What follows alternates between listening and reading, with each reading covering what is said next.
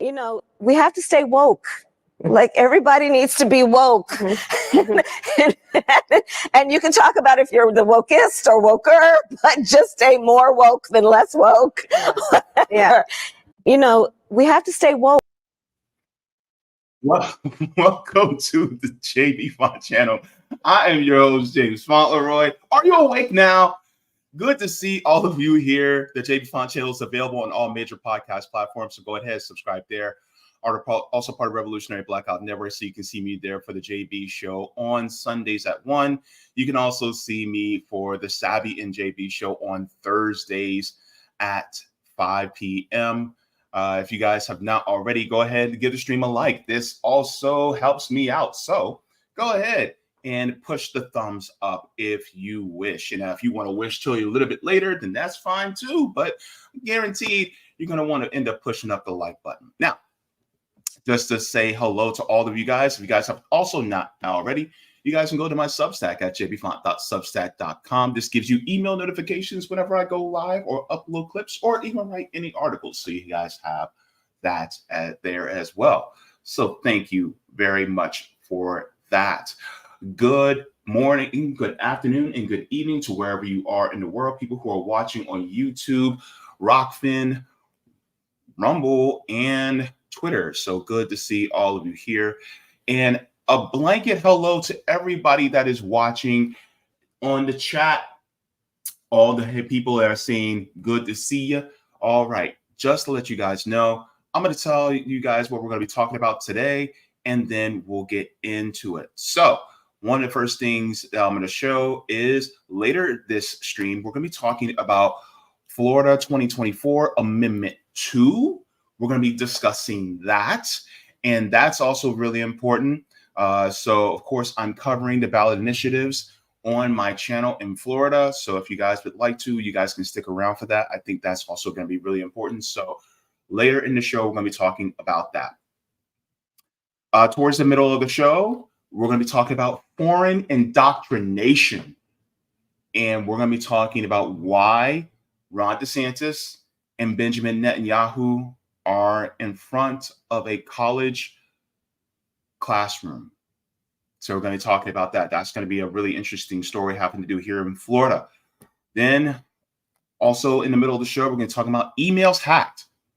Donald Trump seems to be in trouble, especially in regards to his emails. Looks like he's starting to look a little bit like Hillary Clinton now. So we're going to talk about that. But our primary subject we're going to be talking about is I lied. And then she cackles. So we're going to be talking about Kamala Harris and some of the things having to deal with her. And really, we're going to be getting into some of the nuts and bolts as to why she's not really the best person for us to throw support behind. And then also what else we could be doing besides the electoral system. So with that being said, I want to introduce my guest. She is former RBN member. She is also an activist, advocate, organizer. She is a badass, and she is my sister from another mister. I would love to introduce all of y'all to my homie of homies, Miss Afeni. You know, all the hoes back in the 90s used to do the pump. I love doing a pump. Pump it, pump it, pump it. Hey, y'all. Bullshit. What? You get me in trouble on my own damn show. What the hell is inside this tea? I just want to let everybody know now, also right up front, that I'm streaming off a hotspot, y'all. I've never done that before. So if I drop off, I'll be right back.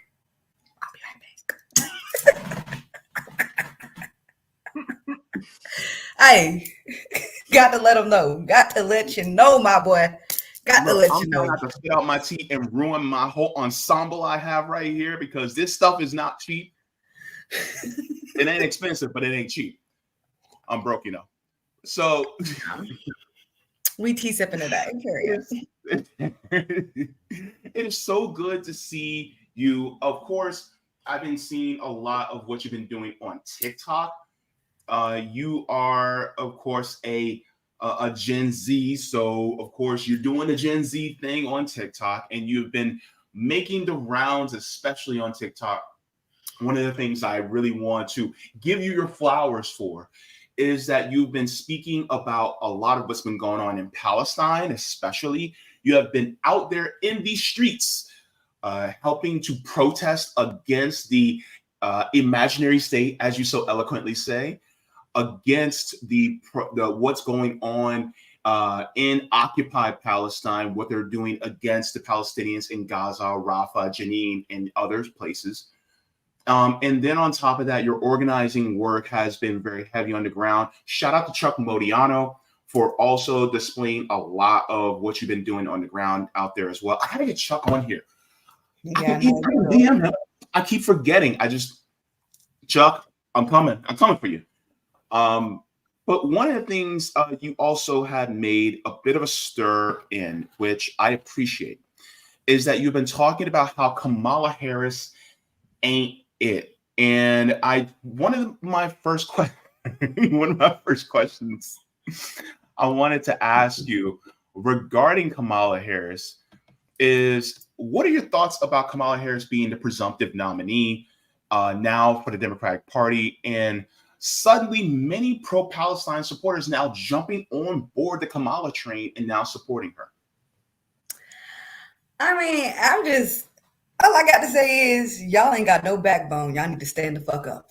Okay? Oh, y'all need to stand up. I beg of y'all.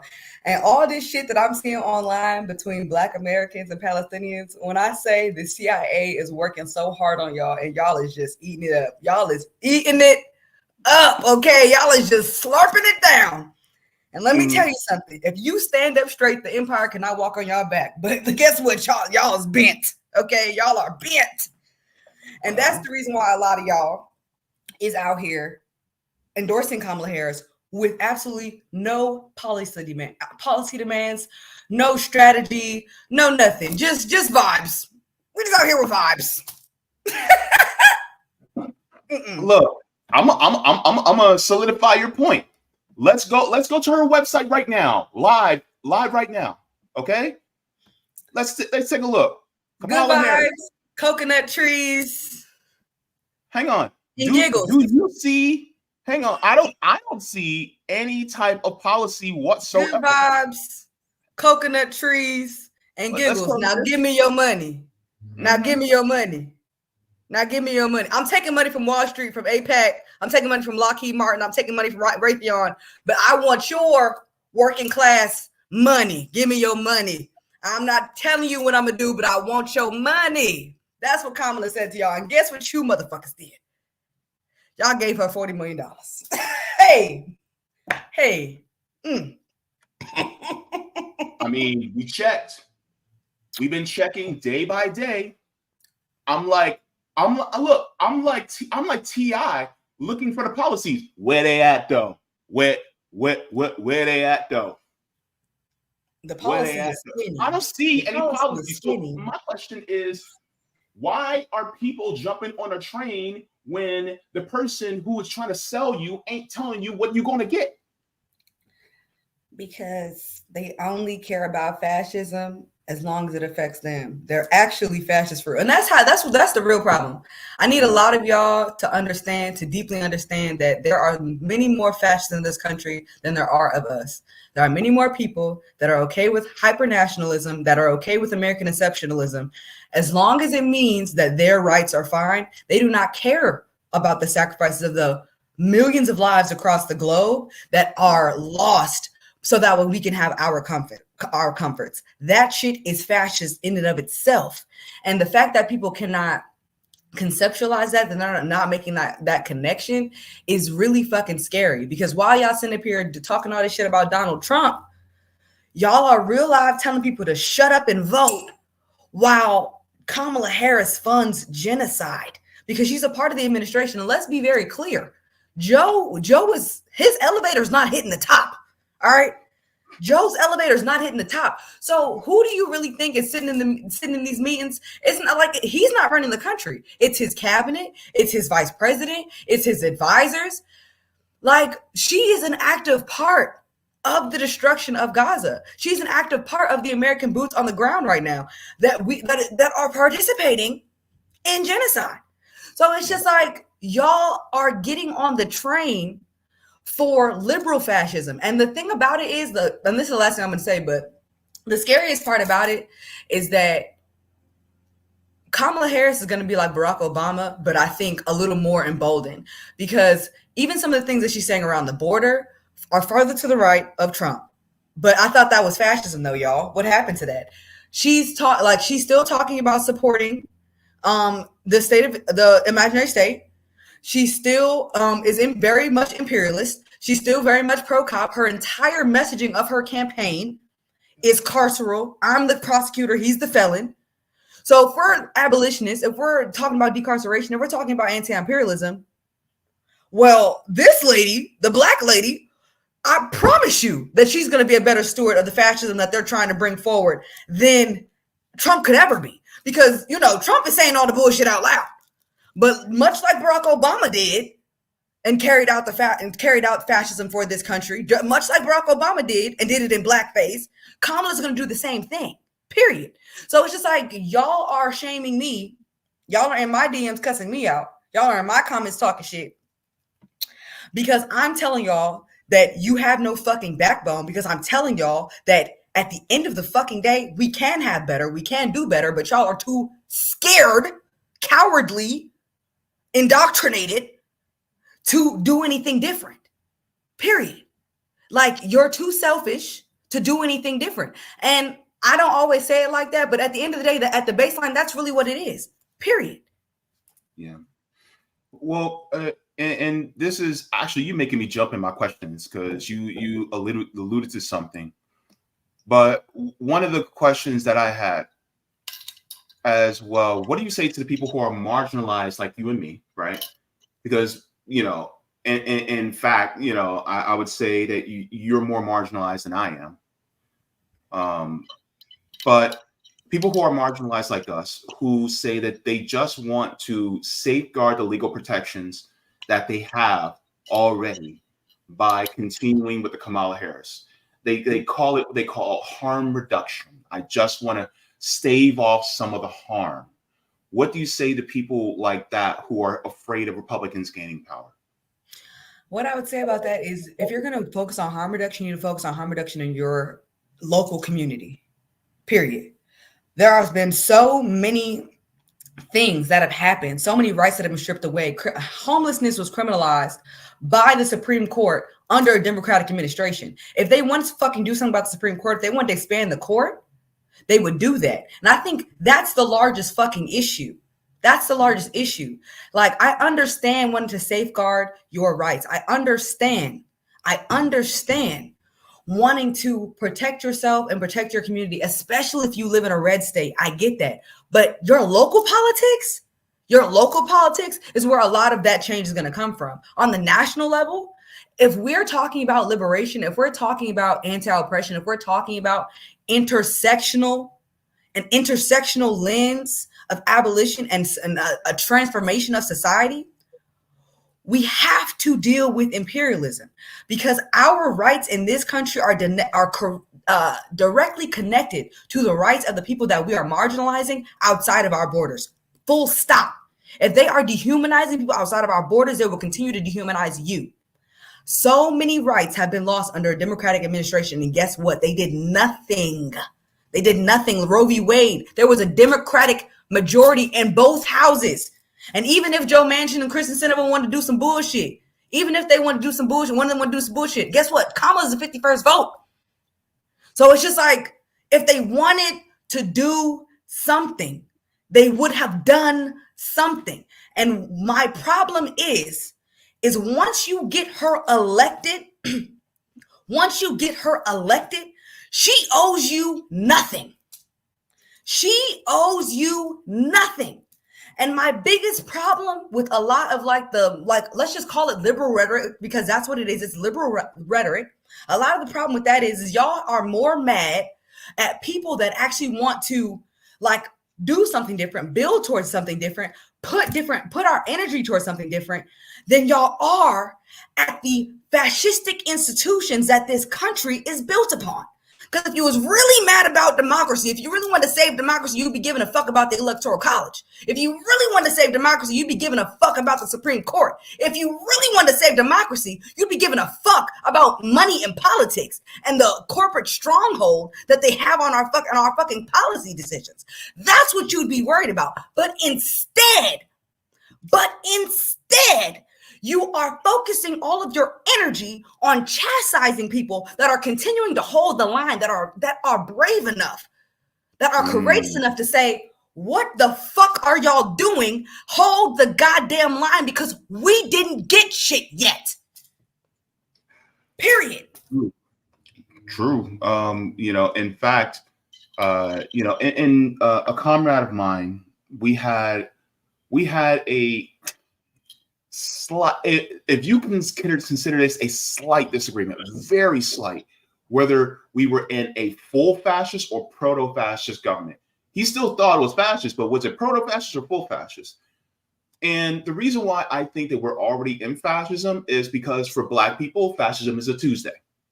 All right. And how do we know this? George Jackson said it. He said it, 40, almost 50 years ago? He already talked about how we were living in fascism.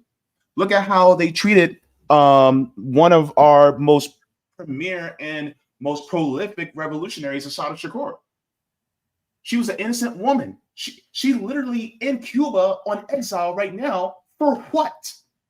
For what? And the thing is like, my question is, if we're really trying to save ourselves from fascism, can you vote it out? Because if fascists can't be voted out, if fascism could have been voted out, then we would have voted out Hitler years ago.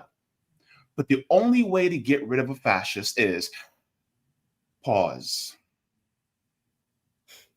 A decisive anti-fascist. I'm on YouTube, so I got to be careful, but right? It has to be a decisive anti-fascist movement, a decisive, well-organized, on time, standing on business, anti-fascist left is the only thing that can combat fascism. There is no such thing as a neoliberal solution to fascism. Because Kamala Harris, much like Barack Obama, much like Bill Clinton, much like even to a certain extent Jimmy fucking Carter, will do nothing but continue to enable the fascism of this country, to preserve the fascist institutions of this country. Because if they actually gave a fuck, about you as Black people, about you as trans people, about you as marginalized people, then they would end poverty. But they won't. They're giving all of our money to fucking military contractors because they're invested in the stocks that these military contractors are also profiting from. So these same politicians that you're putting your faith in are the same ones that are spending your money, your dollars, on endless war, destruction, and genocide. But you want to be mad at me because I am trying to build towards what we all said we were trying to do, which was actually destroying fascism. You cannot destroy fascism with neoliberalism. Being radical is nothing more than actually getting to the root of what the fucking problem is. And the root of the problem is the fact that this country was built on blood and bone. The root of the problem is that no matter who the fuck is president, the infrastructure of this country is fascistic. It does not matter who the hell the commander-in-chief of the fascistic empire is. If we continue to operate like the world fucking police outside of our borders, if we continue to rape and fucking pillage every land we come across. Yeah. Period. Let me address this from Hank. Hank says, y'all will block me, no problem. But here it is. The black minds are in the churches, in the streets. If we aren't in those spaces talking this talk, then it's utterly useless. I was in those streets last week. I was in those streets. Afeni has been in those streets. She's been in those streets longer than me. And guess what? I'm almost double Afeni's age. Yeah, I know I look good, but I'm almost double Afeni's age. I'm old enough to be her, almost old enough to be her father. Right? But the thing is like, we're in these streets. The question is, Hank, I would love to see you in these streets with us. And I hope you are. But the thing is like, this is why channels like mine exist, to help get you out in these streets. Right? What did Jennifer Lewis say in that song? I don't want nobody fucking with me in these streets. That's the thing. But that's the thing. Because ain't nobody got time for that. Ain't nobody got time for that. Hey. It's like, no, I'm so sorry. But the thing is like, this is why people like Afeni are on TikTok making these TikToks. And the problem is that whenever we talk about these subjects, a lot of people, they don't listen because it's not sexy, especially when we talk about, like, for instance, me and Sabby on RBN, we're actually having conversations about how to organize and what to do when it comes to organizing. I guarantee you this, by the time I get to talking about Amendment 2 and what we can vote on ballot initiatives, which is local within our community, half the people in this stream are going to drop off. Why? Because it's not sexy. So that's the thing. The thing is that people actually have to be made aware of what's going on. And a lot of times it's not the sexiest thing. And so this is why I have organizers like Afeni on to talk and also to help activate people, because a lot of us are like this. And so this is where these are the streets now too. These aren't just the physical streets. These are also the streets. And what I also say is Hank ain't wrong. You know what I'm saying? Because guess what? A lot of our black folks are being radicalized into right-wing ideology through these churches, through Christianity. A lot of our black folks are being radicalized into right-wing ideology because, like, let's just be real. You know what I'm saying? When your basis and understanding of politics is mostly around like what your like direct socioeconomic status is, when it's mostly based around what your direct life experience is, you're more likely to be influenced by certain shit. It's just the case. And, you know, one thing that I will say is I do a lot of organizing with formerly incarcerated people. I do a lot of organizing with currently incarcerated people. Formerly incarcerated folks, black folks, support Trump because he passed the CARES Act. The CARES Act, I know niggas right now that's walking around free after 30, 40 years in prison because of that, because of the CARES Act. So you're right. Oh, First Step Back, my bad. Yeah. But yeah, there are people that are walking around free in these streets because of that. And like, that is a like real life tangible benefit that you can't just take away from people. But it is our job as organizers, as people that are having these conversations, to not, number one, yes, have them on the internet, you know what I'm saying, but also go into the streets, go into church, like go into churches and like religious groups, go into AA meetings, because that's another great place to do outreach, like, and have these conversations about like the contradictions within the system, because right now a lot of people don't see shit but like what's right in front of them on their plate. So, you know, Hank, you a little rude, but I understand your point though. And my thing is like, no, I'm not blocking you, because the thing is like, you're not saying anything threatening to any, and you're not spamming the comments. So why would I block you? That's not going to happen. But my thing is like, to address what you said, the thing is like, you know, we're out here. The thing is like, there's needs to be more people, and we need to activate these people. And some of these people are also online too. So we gotta activate them wherever we can find them. You know, meet people where they at. But I hope to hear more from you, Hank, in your dialogue as well. So thank you very much for that. But one of the things I wanted, Harris hour. Huh? I said, but back to the fuck Kamala Harris hour. Yeah.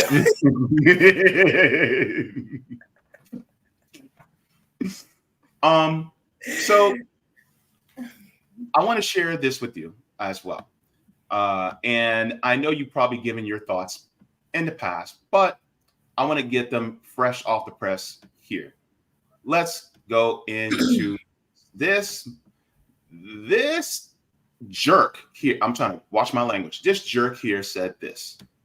He intends to surrender our fight against the climate crisis, and he intends to end the Affordable Care Act. You know what? If you want Donald Trump to win, then say that. Otherwise, I'm speaking.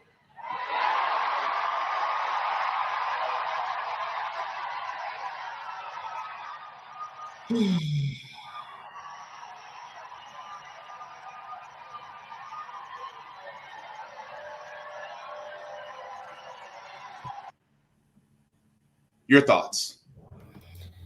I said this in the video already, but I'm trying to tell y'all they're gonna black girl magic this lady to death. Like they're gonna black auntie her to death. And one thing about it is because I've done a lot of like campaign strategy and political strategy, you know, like on the local level.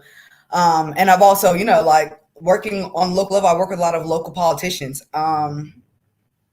as well. So like I be hearing they be talking a lot of shit about the ins and outs about how politics works on the local and the state level. You know what I'm saying? And I would say the national level, even though it's messier, it's a pretty like it's just a macro version of that microcosm, right?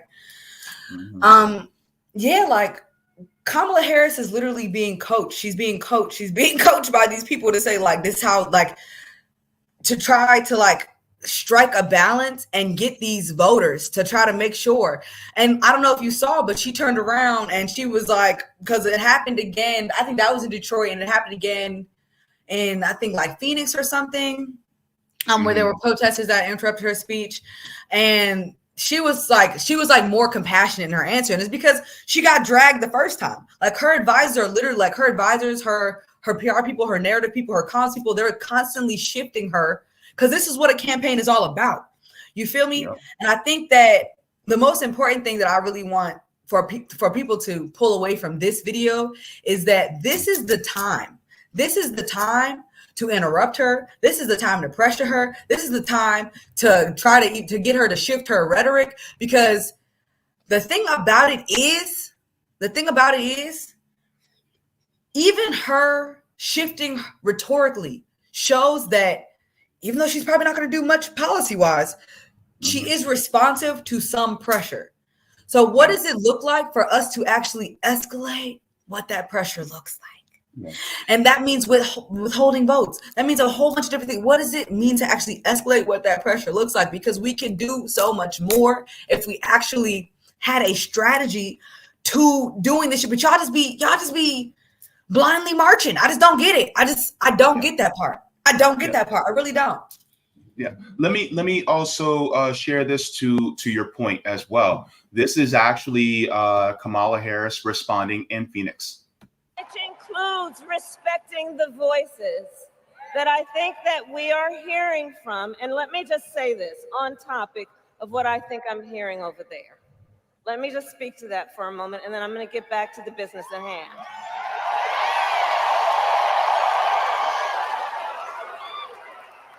So let me say, I have been clear.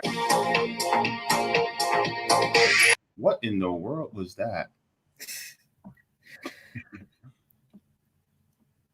But yeah, I mean, at the end of the day, that's like they told that lady, hey, you're a black woman. They barely fucking like you anyway. It's very easy for a woman to look bitchy. So you have to be more compassionate. And that's what that was. That was her and her comms team version of compassion, and they still missed the fucking mark. Try again. Yeah. She said, I have been clear. Now's the time to get a ceasefire deal and get the hostage deal done. The president and I are working around the clock to get this done. And so the thing is like one of my biggest issues with her is that she's talking about a ceasefire deal. My question is what happens after the ceasefire? And one of the top negotiators for Hamas that would negotiate a ceasefire, they killed him. And so my biggest question is, why are you, offing, smoking the people who actually would negotiate a ceasefire? Because isn't that counterproductive to what you said you were to do? And so, and then a lot of people were talking about how, oh, well, she met with the uncommitted voters and the people, the leaders of the uncommitted movement, and she promised that she would go and do have a conversation with them about an arms embargo. I'm going to use these words very specifically: an arms embargo to Israel. But then her national security advisor said this. This is from Phil Gordon, who is Kamala Harris's national security advisor. Said VP Kamala Harris has been clear. She will always ensure Israel is able to defend itself against Iran and Iran-backed terrorist groups. She does not support an arms embargo on Israel. I'm going to repeat. She does not support an arms embargo on Israel. She will continue to work to protect civilians in Gaza and to uphold international humanitarian law. But the question is, why are you so focused on, if you're focused on international humanitarian law, why aren't you focused on the law that says that the people who are occupied have a right to defend themselves? They always focus on the right of the occupier, but they don't focus on the right of the occupied. So, a book I'm reading right now on topic is How Nonviolence Protects the State. Ooh. You know, this is a part of my Black August reading. I've already said this on a video, but if you want to read with me, I will be doing a chapter breakdown of this. So read with me. Let's talk about it, right? But history is written by the victors. History is written by the colonizers. The standards are set. The standards of respectability and of what is culturally acceptable is set by the colonizers. Okay. So at the end of the day, when I see Kamala Harris doing like this switch up bullshit, because she's really trying to salvage the Gen Z vote, because the Democratic Party can't win without Gen Z, period. The Democratic Party cannot win without Gen Z. And like belittling Gen Zers, belittling people, Arab people, Palestinian voters who are directly affected, whose family members will never be able to come back, who have watched the destruction of their homeland, who have seen entire bloodlines, entire bloodlines and generations of people wiped off the face of the earth. You can never bring those people back. So being callous, being disrespectful, being dismissive is not the way to go. And Kamala Harris is not an idiot. Kamala Harris's advisors are probably very well-educated people. They're not fucking stupid. They know that as well. But if your policy, if your shit doesn't come with number one, a Palestinian right to return, because there are 14 million Palestinian refugees all around the globe right now that would love to go back to their homeland at any time. So if there's no Palestinian right to return, shut it up. If there's no actual like sovereign Palestinian state, shut it up. If there's no end to the apartheid state, shut it up. Because we cannot continue to say that we do not support apartheid, we don't support oppression. We can't fucking idolize Nelson Mandela as some peace fighter for love and happiness and all this bullshit that the whitewashers love to do. And then fund apartheid and genocide right now. You literally can't square it. You quite literally can't square it. And the apartheid state of Israel, the imaginary state, this settler colonial like nightmare, this white supremacist fever dream has to come to an end, because it is not sustainable. Because little do you know it, the economic boycotts on Israel are working. The boycotts on McDonald's and Starbucks are working. And there has been a cultural shift. There has been a cultural shift around what it means to be Palestinian, what it means to have Palestinian land, what it means to be oppressed. And that shit is important because culture influences politics. period. Culture influences politics, period. So the gains that we have made, in humanizing Palestinian people is not a small win, but we have so much farther to go. And to get back to the point and wrap this up with a cute little bow, supporting Kamala Harris without having some kind of hard line around genocide, without having some kind of hard line even around domestic policy, because y'all didn't even have no lines around domestic policy.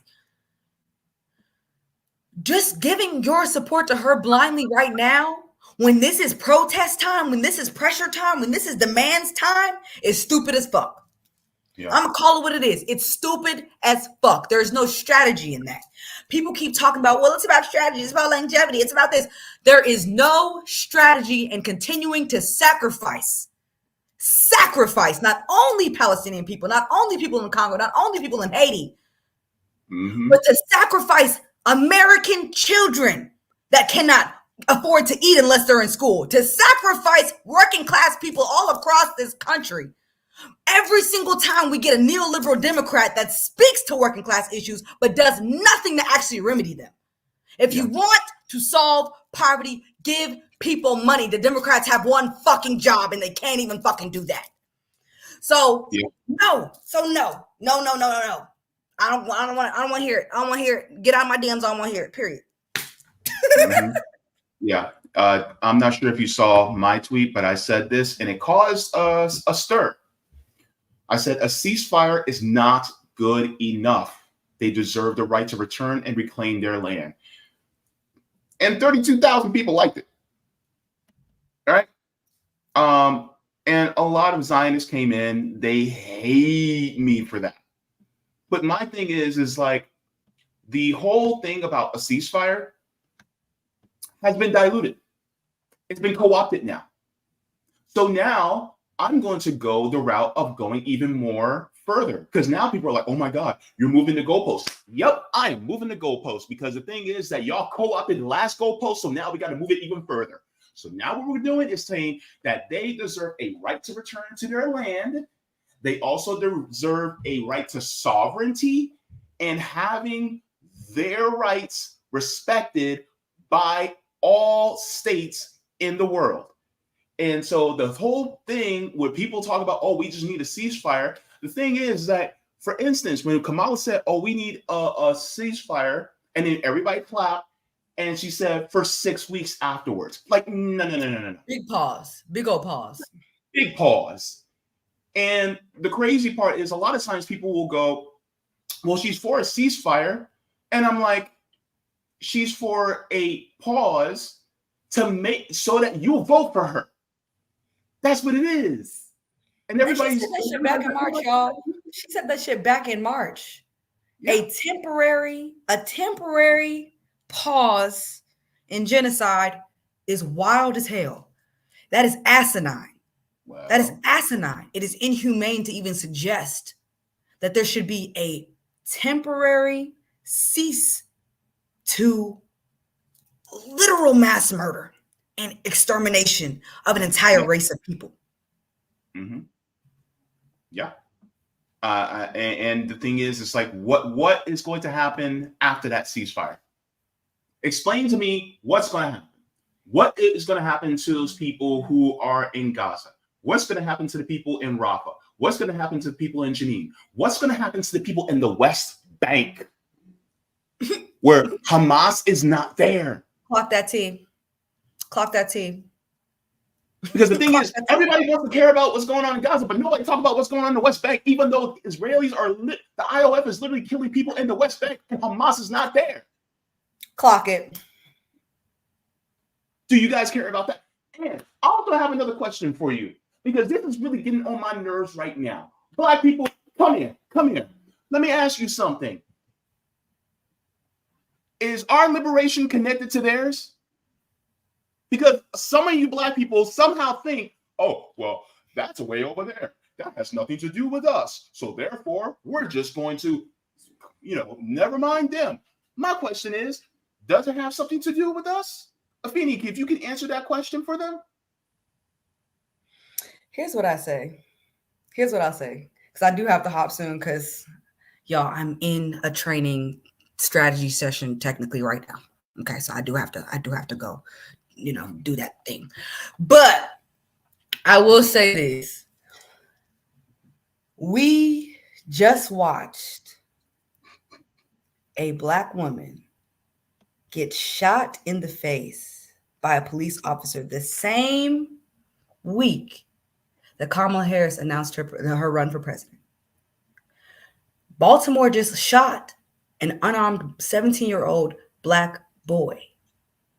The same system, the same police, the same racist oppression that is destroying our communities, that is shooting our children, that are kidnapping our men, that are sending CPS to our houses because apparently being impoverished is neglecting your child. But y'all niggas won't give me no money.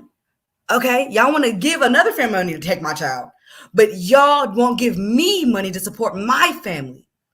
That very same system is the same system. It's the same police. It's the same occupation. It's the same oppression that is literally exterminating Palestinians right now. There is a deadly exchange of police tactics between American police and the Israeli occupation forces. There is a deadly exchange of tactics between the American police and the Israeli occupation forces. These cop cities that they're building in mostly Black communities near Black cities, Baltimore, Atlanta, Detroit, DC. DC already has a cop city, by the way. They're talking about expanding it. All these cop cities that they are building, guess what they gonna do on those cop cities, y'all? They already announced it. They already announced it for Atlanta. They are going to be training. They're going to be cross-training with the Israeli occupation forces. They're going to be cross-training with the Israeli occupation forces on U.S. soil with your tax dollars. If that is not our shit being interconnected, I don't know what is. When it came down to Mike Brown in 2014, Palestinian people told those organizers that I know personally, told those organizers how to protect themselves against tear gas, the tactics that they'll use, how to kettle, because guess where the fucking police learned that from? From them. All that kneeling on the neck shit that they be doing, and they still do that shit to this day in DC, to this day in Baltimore.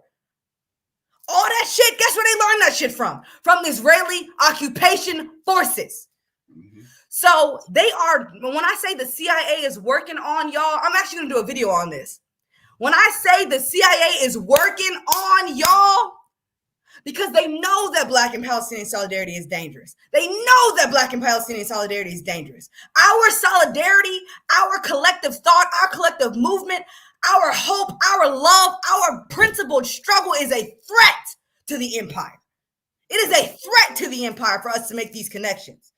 So at the end of the day, when it comes down to it, if you are supporting the oppression of the Palestinian people, you are supporting your own oppression. You are being an active and willing participant in white supremacist culture. And so I don't want to hear a motherfucking word from you FBA niggas about reparations ever again.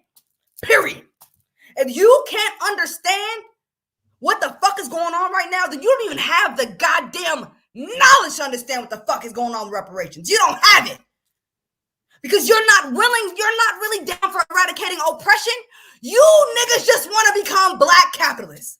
You niggas just want to be white so bad. And let me tell you something.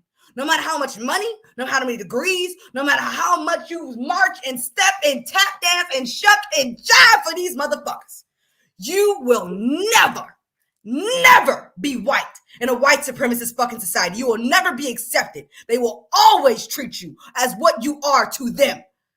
So when it comes down to it, you are actively supporting your own oppression. And what does that mean about you?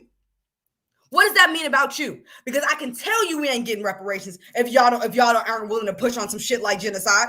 I can tell you we're not getting reparations because the U.S. is not coming up off that money easy. The U.S. is not coming up off that money easy because they owe us this whole motherfucking shit. Yeah. Be serious. Yep. Be serious. And also, our reparations money is actually going to Israel. They got healthcare and we don't. They got free healthcare and we don't. They got free college. They keep going to college for free and ours ain't. Stop playing with me right now. Yeah. So let's stop all that money going to Israel. Let's start pushing for that money to go to us because it's money that's owed. We don't owe Israel nothing. They owe us. But yet they don't want to give it to us. Now I know you have to go, but do you have just like 2.5 minutes? Because I want to play something really quick. Okay. Because I'm gonna share this video really quick because I think this bears repeating. And this woman, see, this is why y'all need to start paying attention to black women, because black women, y'all been sleeping on black women for the last 400 years. And they've been telling y'all what they've been needing to tell y'all, but some of y'all haven't been listening. But we're gonna listen to one. Dr. Ruha Benjamin of Spelman University, Spelman College, said this. And this is, oh, I love this lady. By the way, her braids are tight. Anyway, let's continue. Let's go. Remember, too, that despite the social media slogan, trust Black women, you, too, have to be trustworthy. Black faces in high places are not going to save us. Just look at the Black proponents of Cop City in Atlanta's leadership class. Black faces in high places are not going to save us. Just look at the Black woman's hand, ambassador at the UN, voting against a ceasefire in Gaza.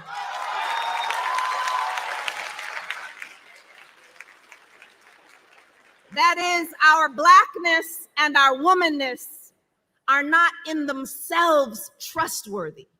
If we allow ourselves to be conscripted into positions of power that maintain the oppressive status quo, our Blackness and womanness are not themselves trustworthy if we support the occupation of Black neighborhoods with so-called better trained police, or remain silent about the genocide of oppressed peoples around the world funded by our tax dollars.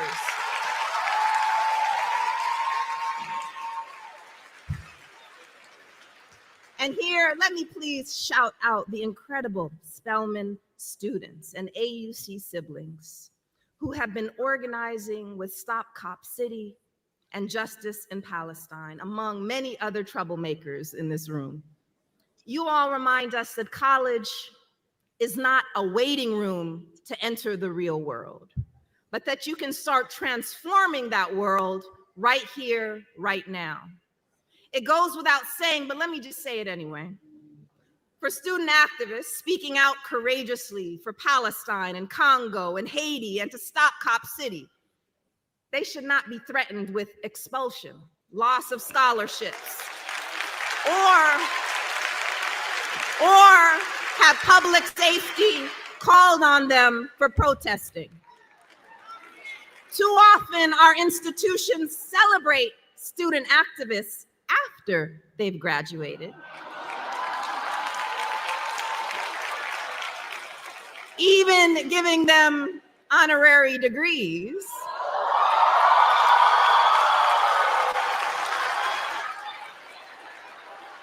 But stifle student activism while we are enrolled. So, with that being said, last words, Afeni. I mean, she really said it all for real. Like, I said this in a video, but truly, I mean it when I say we deserve leadership that looks like us, that actually centers compassion and humanity in their politics. We deserve leadership that does not use their identity as a weapon, as a cudgel, as a way to front for the imperialist, capitalist empire, but uses their identity as a North Star to inform their politics to destroy all oppression throughout the fucking world. As Black women, we hold so much power. We hold so much power.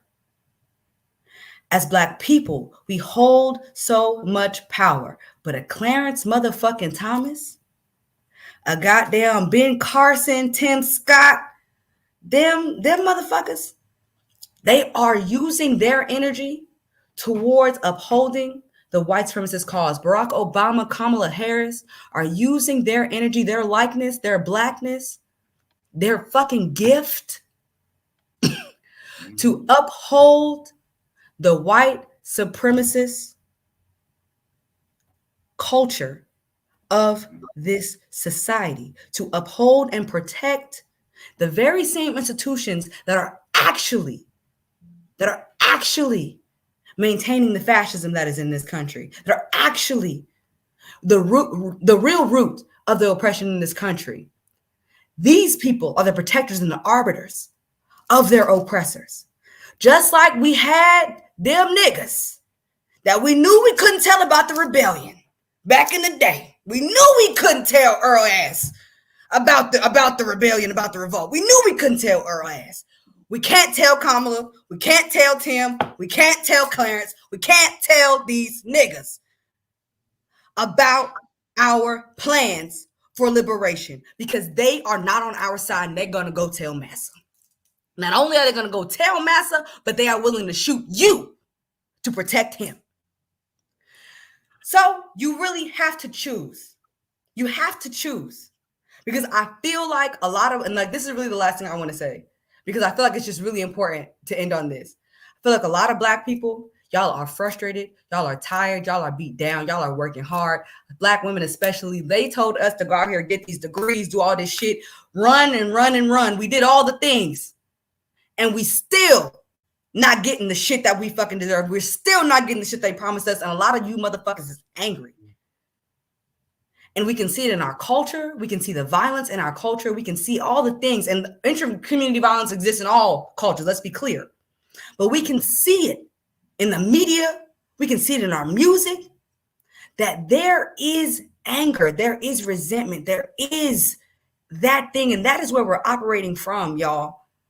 And I can tell you right now that hate, that capitalism, that participating in the empire, that recreating the very same systems that oppress us to oppress others, whether that be trans people, gay people, whoever, recreating those things, adopting those things, it's never going to lead to liberation for us. It's never going to lead to liberation for us. So we must do something different because hate's not going to dispel hate. Only love can do that, period. So that's it. Thank you so much, Afeni. And if you guys would like to, you guys can always follow Afeni at Red is Ari. Facts and Fire. Oh, Facts and Fire? Okay. Facts and Fire. Sorry. It's new. Oh, also on TikTok as well, right? Yeah, on all the things you can follow me at Facts and Fire. Okay, all right. Thank you so very much, and I'll see you in the interwebs. Bye. Right. Love you guys. Love you. All right, and so in also saying so, I think a lot of times people just do not know, who she is, right? Like we said, Black faces in high places isn't going to save us. This is from Jamal True. Yeah, we ended up losing. And after I lost, got convicted, whether the sentence came in, obviously the courtroom is full. I know who this lady Kamala Harris is, right? People in the projects knew who she was because she was a Black district attorney. And we thought that we had a Black district attorney in office, right? And who we perceived to be Black, right? That will have that's from Oakland. And that's all we kind of knew. And we would think that, that she would, be a little bit more favorable to us. Now, during my trial, I didn't even think of this lady, just in general. I just knew that she was the head DA. They never came and tried to talk to me or anything of the sort, right? It was strictly, you did this, we charging you, you're going down. So at my preliminary, on verdict day, I remember seeing her in the back when I walked in, and when they laid down announced that I was, convicted for first degree murder, which I already knew I was convicted because the jury asked a question to the bailiff, because they give like these questions to be clear to the judge or whatever it may be, and we get to know what the question is. They bring us down to what the question is, and the question was, what's the difference between first degree murder and second degree murder? So I already knew that they just decided if it's gonna be first degree or second degree. So I already came in there with the energy of like, I'm convicted. Now, they already knew too. So that's why the courtroom was super packed. And you see Kamala Harris like literally like front row, opposite side on the defensive side. And, when they came with the verdict guilty, me, I wanted to make sure I seen every nick that was in that month on that side, not supporting me, and everybody else that was on that side. Because I knew, for one, I didn't do it. I stood on principle, and, and I was going to fight to ultimately get back. And I'll never forget when I turned around and I looked and I seen Kamala Harris, we locked eyes this one time, and she laughed. She literally just like kind of bust out laughing, almost as in if she was pointing at him, like, ha, ha, ha, ha. That's how I felt. Though she didn't point, but that's how I felt when she was laughing at the verdict coming down. So, I took it in. It's like, all right, pause. And it was like, all right, whatever. So now the next thing that I need to figure out is how can I get a retrial before I get sentenced, right? I don't know. I'm learning all of this stuff. I'm learning the law. What is it that, it is? Nobody, out of everybody that was there, everybody knew I didn't do it, but Nick, in their mind, they thought of it as even if you came and testified to say that I didn't do it and not say that somebody else did it, that's still telling. When it's not. You know what? It's people like her. It's people like her that are the reasons why I do what I do. Why I have this channel. Because a lot of people will come into the comments and talk about, well, we just need to vote somebody in that is going to, come up, for us, right? And she's not for us. She hasn't been for us. So why are some Black people pretending like she is? She's never been for us. And LGBTQ people, she's never been for us either. This is the same woman, I can bring up the article again, but this is the same woman that denied trans women the right to actually transition while they were in jail, while they were in prison. She's not for us. She's never been for us. And the thing is like for you to sit there and believe the lie, y'all believe the lie that she's actually for us?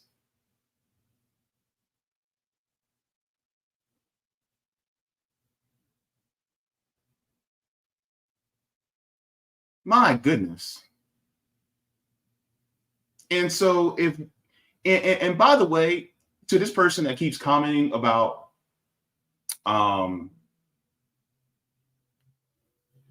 anti-Black sentiment within the Arab community, There's anti-black sentiment in our own community. What are you talking about?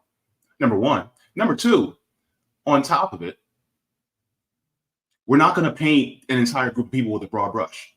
We don't like it when they paint us with a broad brush, so we're not going to paint them with a broad brush. Right?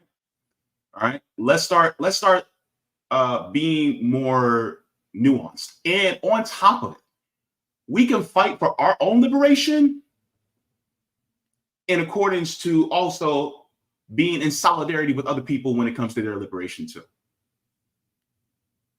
We can fight for reparations for ourselves while also standing in solidarity with Palestinians, right? And the thing is like, you're doing what white people do to you. That's what you're doing, Barrington. You're doing what white people do to you. And you don't like it when white people do it to you, so why are you doing it to other people? But I'm different because I'm black. Just because you're marginalized does not give you the right to also subject and marginalize other people. Shame on you for doing it too. Shame on you for acting like a white supremacist and blackface. Shame on you. No, we can do both. We can actually fight for ourselves, and we can also stand in solidarity with other people. And stop insulting the black community for saying that, oh, we can only do one thing at a time. No, we're magic, baby. We can do multiple things at a time. Get the fuck out of here. Saying that, oh, well, all Arabs are racist. You sound like a Zionist right now. We got enough black Zionists already. All right? We got enough of them. So now you're just perpetuating the Zionism within the black community. When in reality, we have stood with the Palestinians for decades. Should I bring up the picture of Huey P. Newton standing with Palestinians? Come on now. See, this is the problem. Is that we forget the solidarity, because the thing is, we all have the same enemy, man. But the problem is, some of us, we want to be on top so bad. The thing is, we don't need to be on top. We need to stand beside. Stand beside people. Not on top of one another.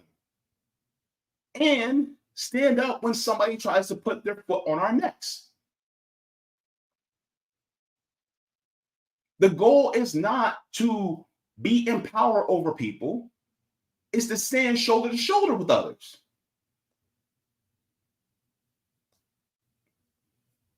Now, I'm going to keep fighting for reparations for American descendants of slavery.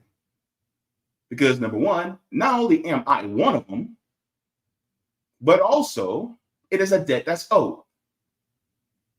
But I also do not like the fact that my federal dollars that would be going to my reparations, that would be coming to my check, is going to a state that is actually committing extermination of an indigenous people across the world.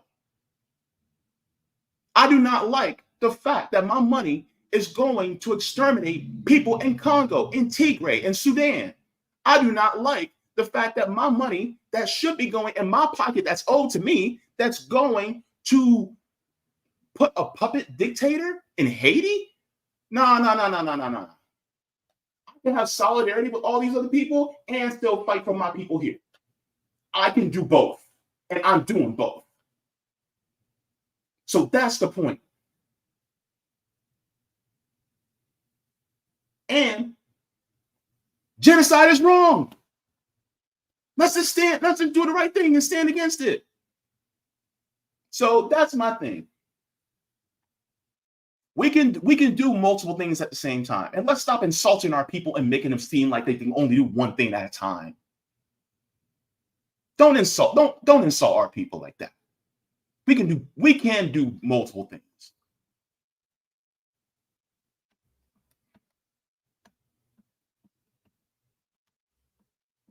Man, Afeni really have an effect on me. That's why I love that sister. And let me share this as well. Oh, yeah. me see.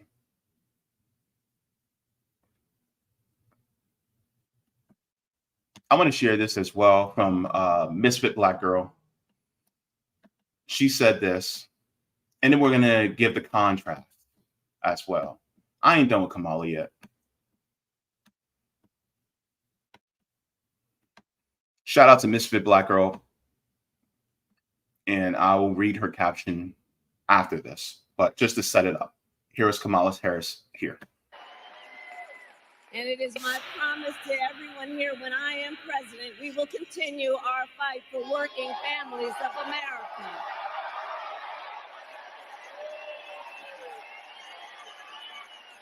Including to raise the minimum wage and eliminate taxes on tips for service and hospitality workers.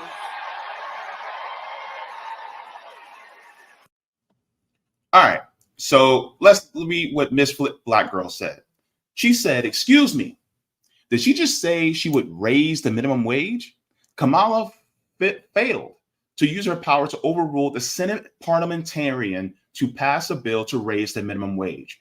It was all in her hands and she refused to do it. Who is she fooling? We haven't forgotten. She's right. Because when they had the opportunity to raise the minimum wage, they said, oh my God, the parliamentarian wouldn't allow us to do it. Did you know that the president and the vice president can actually fire the parliamentarian? How do we know? It's been done before. George W. Bush and Dick Cheney did it. When the parliamentarian wouldn't go the way that they wanted, they fired the parliamentarian, passed it through anyway. So if they can do that legally, then it could have been done to raise the minimum wage legally because they had that power to do it. Stop believing the lies. Stop believing the untruths. That's who Kamala Harris is. She's a lawyer for a reason, baby. Not all lawyers, I'm not saying that, because especially people who stand, as public defenders who actually try to defend those of us who are marginalized by the community and by the carceral state who actually try to fight for us. I'm not talking about those. But people like her, oh, yeah, right? And so this is why I think it's important for us to look at people like Kamala Harris and say, no, we do not stand with people like her, because ultimately she's going to continue to lie to us, every turn that she can get.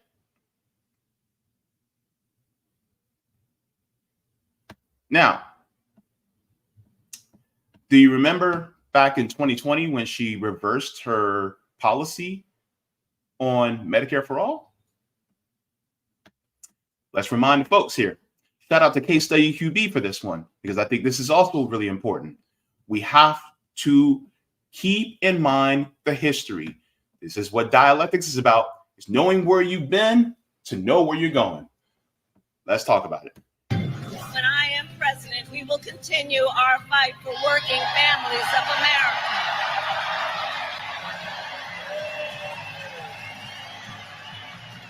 Including to raise the minimum wage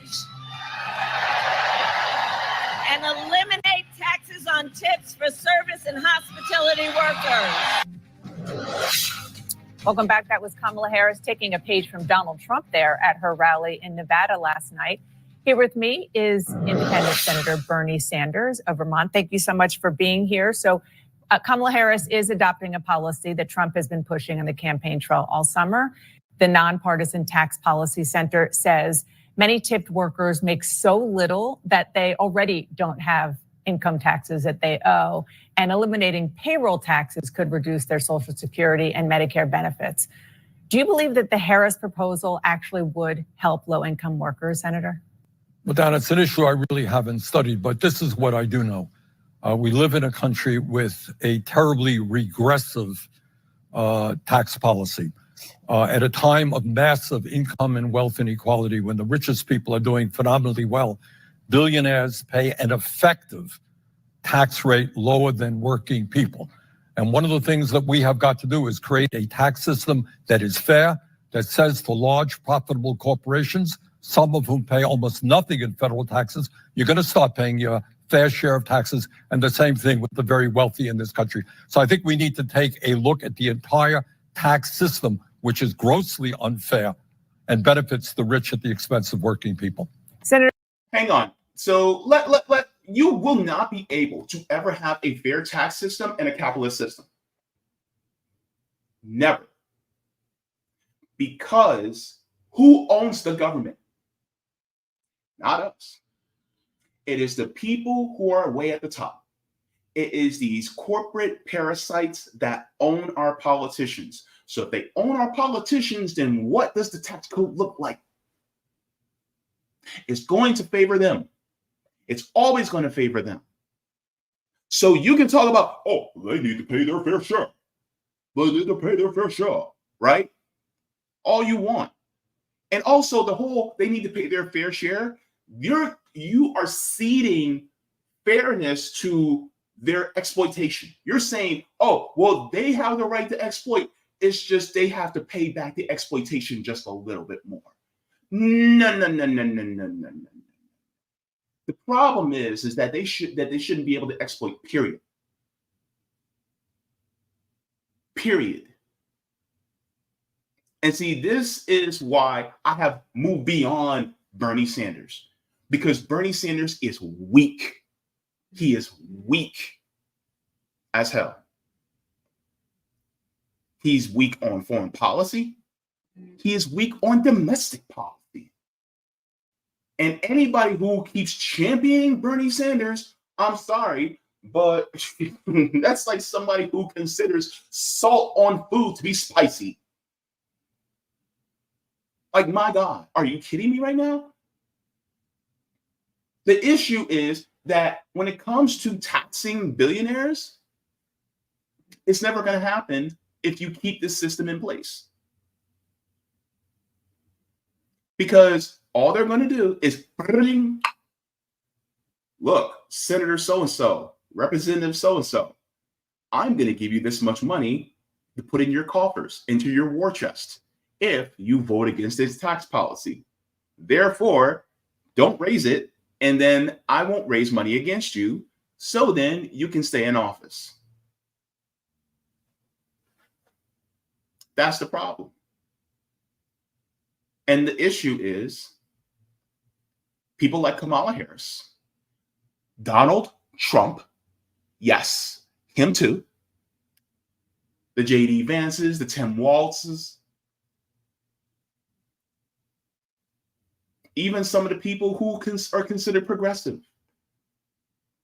They ultimately follow the lead of the people at the top. And they can say, well, I don't take money from billionaires. Yeah, but you take direction from the people who do. You take direction from the Hakeem Jeffries, right? From the Chuck Schumers. You take direction from them, so therefore you're taking direction from the billionaires. You may not be getting funding and direction from the billionaires themselves, but indirectly you are. You're taking your cues from them. Bernie Sanders may not be getting money from AIPAC, but he's taking direction and cues from the people who do. He may not be getting money from J Street, but he's taking direction from the people who do. So if he's become a Zionist by proxy, there you go. Some of these politicians that consider themselves progressive are corporatists by proxy. They may not be getting corporate money directly, but by proxy, they are.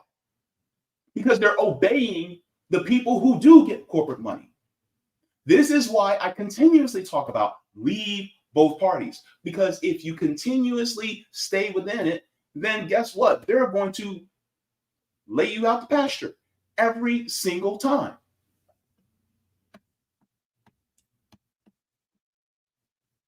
You were one of President Biden's staunchest defenders right up until the end when he did drop out. You waited about a week to endorse Vice President Harris and said that you wanted to make sure that she, quote, it stands up strongly with an agenda that speaks to the long neglected needs of working families. Are you fully convinced that she is committed to that now? Before Bernie Sanders answers that, if she is truly committed to standing up for working families, why doesn't she have the plan laid out on her website? Look, I've been live for an hour and 16 minutes now. At the beginning of this stream, I actually went to her website and showed you her policy positions, which are non-existent. So therefore, you cannot speak to policies that aren't on paper. That's Kamala Harris. So whatever he says is going to be an assumption to what he thinks that she will do. It's going to be a educated guess to what she's going to do, which means Bernie Sanders is going to give a non-answer. Don't believe me? All right, bet. Let's listen in.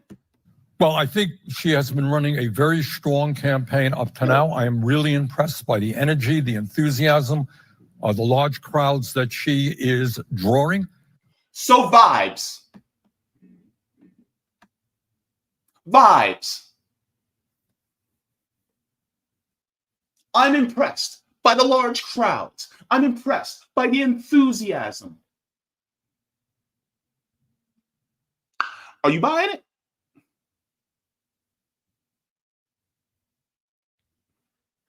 This is why I said on the title, Kamala Harris thinks you're dumb. She thinks you're stupid.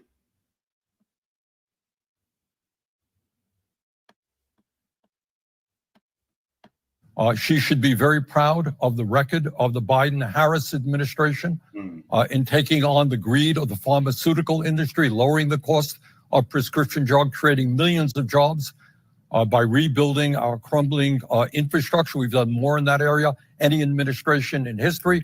We're working hard to combat climate change, creating jobs, doing that. So we're making some progress.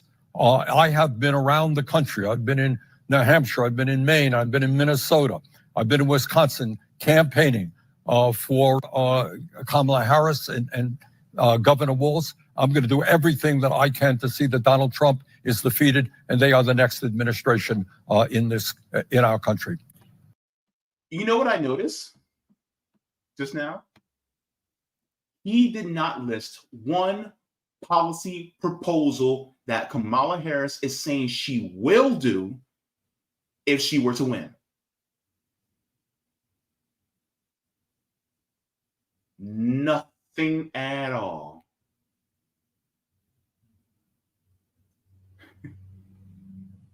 I can't believe I used to support this guy. Wow. The BS is crazy, man. Can you believe that you used to support him? Like, and his website was comprehensive at the time. And yet now he's saying, well, she did this in the past, so I'm guessing she's going to be doing this. When you assume, you make an ass out of you and me. Kamala Harris thinks she don't. Apparently Bernie does too. Just talking about some of the policies that you care most about, she has reversed herself rather on some, like Medicare for all, on some parts of immigration policy, fracking. Does that give you cause for concern? Hang on. Dana Bash is actually correct on this. She reversed her policy on Medicare for all. She's now trying to sound like Donald Trump when it comes to the border. And on top of that, she also reversed her stance on banning fracking. Now she's pro-fracking now.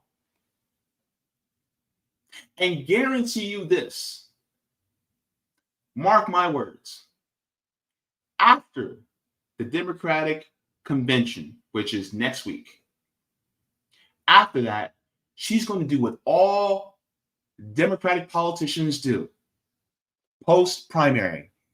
They move to the center, move to the center, to the right, to the right, to the right, to the right. That's what she's going to do. Because we got to win the moderates. This is what's going to happen. Bernie Sanders knows this. Kamala Harris knows this. I know this. Do you know this? I hope you do now. Because in the end, it's never going to be about you and me. It's never going to be about the workers. It's always going to be about the people who they're set to maintain the system for. And that is the people who own all this shit. That's who it's going to be for. Let's see Bernie wiggle his way out of this one. Well, look, she has to run her campaign, and I'm sure she is, talking to all kinds of people to come up with an agenda that will lead to victory in November. But I believe that when you contrast what her policies are compared to Donald Trump. Oh, here we go. Here we go. Even though she's sounding like Donald Trump right now, even though she's moving herself towards the same positions as Donald Trump. Oh, but she's not Donald Trump. Oh, she's not Donald Trump. No.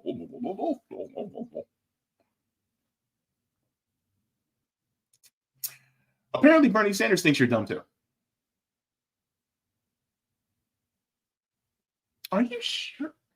Man, why didn't I see this 4 years ago? I feel like when I was a child, I spoke as a child, I acted as a child, I thought as a child. But now I put away childish things.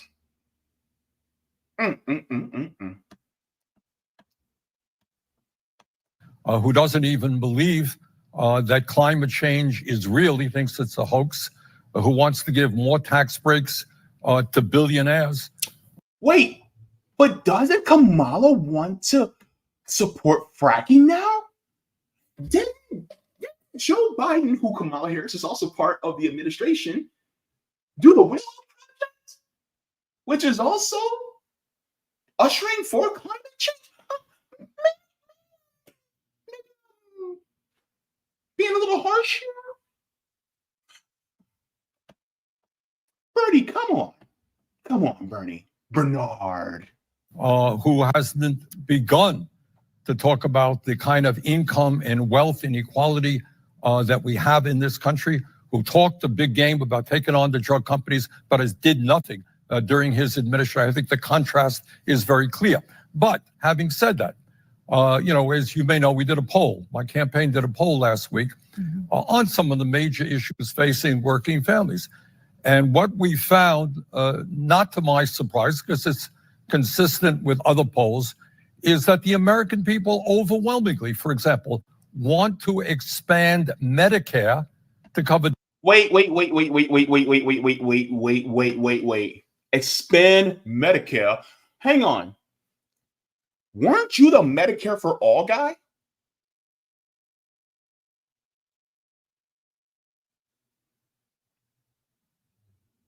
Isn't Medicare for all almost 90% among Democrats? I think it's somewhere over 60% for independents and over 50% for Republicans. I thought that was a winning message, dude. Didn't you? Bernard. What's up? Why you walk away? Why aren't you pushing Kamala Harris in that direction? Why aren't you pushing Kamala to the left? Oh, there it is. Everybody was like, well, we need to push Kamala to the left. Why not push her to the left while she's engaging in this months-long job interview? Why are we pushing her to the left so that she'll do the job when she gets into office? Why is Bernie blocking us from that? Oh, sheep herder much? Dental, hearing, and vision. Why? Because 50% of our seniors are living on incomes of $30,000 or less, and a quarter of them are living on $15,000 or less. Not to anybody's surprise, the American people want to raise the minimum wage to a living wage. Why didn't they do it yet? They've had 3 years. 1, 2, 3, 3 years to do it. And they did not do it. Mo, hi, ba, 3 years. 3 years to raise the minimum wage. And they didn't do it. Do you guys know that you need to make at least $35 an hour in Florida in order to afford a 2-bedroom apartment?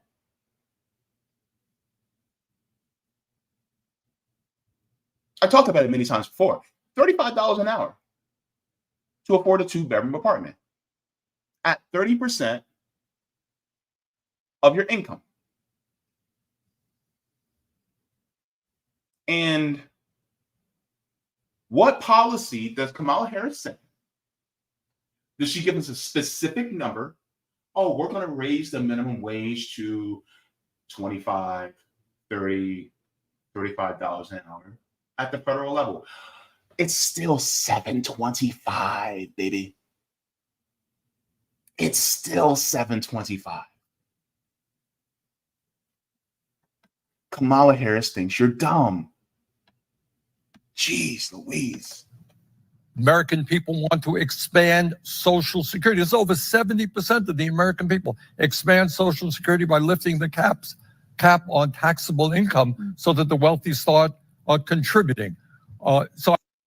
Why hasn't it been done in 3 years? As somebody that gets Social Security disability, what I get is wholly inadequate. What my mother gets on Social Security is wholly inadequate. Therefore, why didn't you do it in the last 3 years? You actually had a Democratic House and a Democratic Senate and a presidency within the first 2 years. Why didn't it get done? Why wasn't this done during the Obama administration, who Joe Biden was the vice president of? In the first 2 years, between 2008 and 2010, Barack Obama had a majority in the House and a supermajority filibuster-proof Senate. He could have passed that through, especially knowing that it would affect seniors in a positive way, meaning that it would have made him even more sure. It would have set up Democrats for years to come. Oh my God, my Social Security check is 3 times the size that it was. And who's the people who vote the most? Seniors. Behind, and I'm disabled.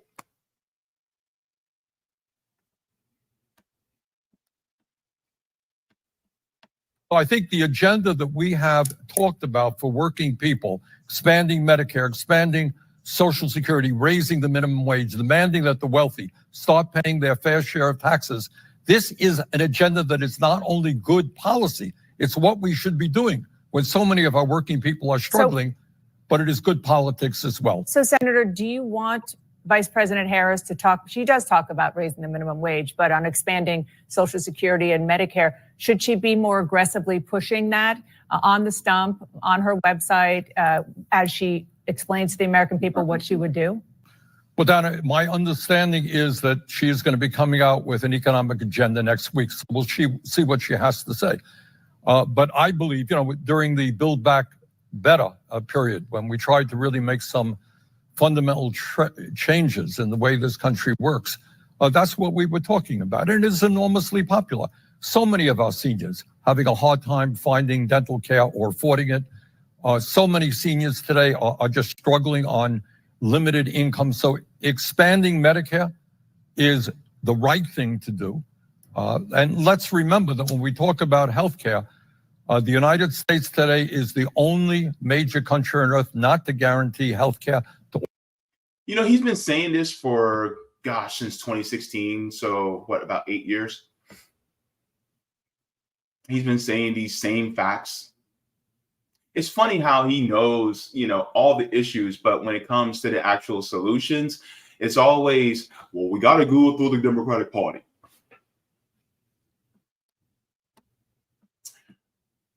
All right, Bern. All people as a human right, and we do that. We have that situation despite spending twice as much per capita on healthcare as the people of other countries. We have got to lower the cost of prescription drugs. On the Biden-Harris administration, done a good job. They're going to announce, as I understand it, this week, some significant breakthroughs in having Medicare negotiate prices with some of the largest drug companies in the world, lowering prices. That is a huge deal. But we've got to go further. We cannot continue to pay by far the highest prices in the world for prescription drugs. So we're making progress. A lot more has to be done.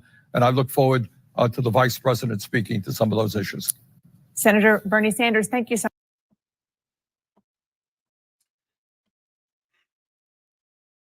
Meanwhile, there's a HIV drug that if they charge 40%, they would make a 30% profit off of, but they're actually charging over $40,000 per year for an HIV drug. That's from Gilead.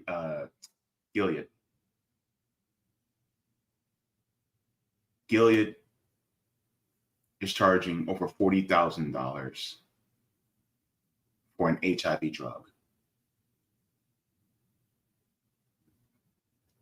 That could also be the closest thing to an HIV vaccine.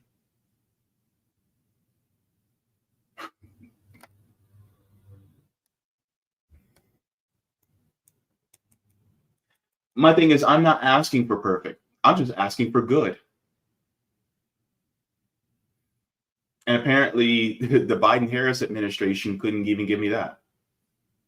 This is why I say leave both parties, because really it's just a ratchet effect. The ratchet effect just completely keeps us in evil. People talk about, oh, the lesser of two evils. The lesser of two evils, you're still voting for evil anyway. Right? Got to stay woke, though, right?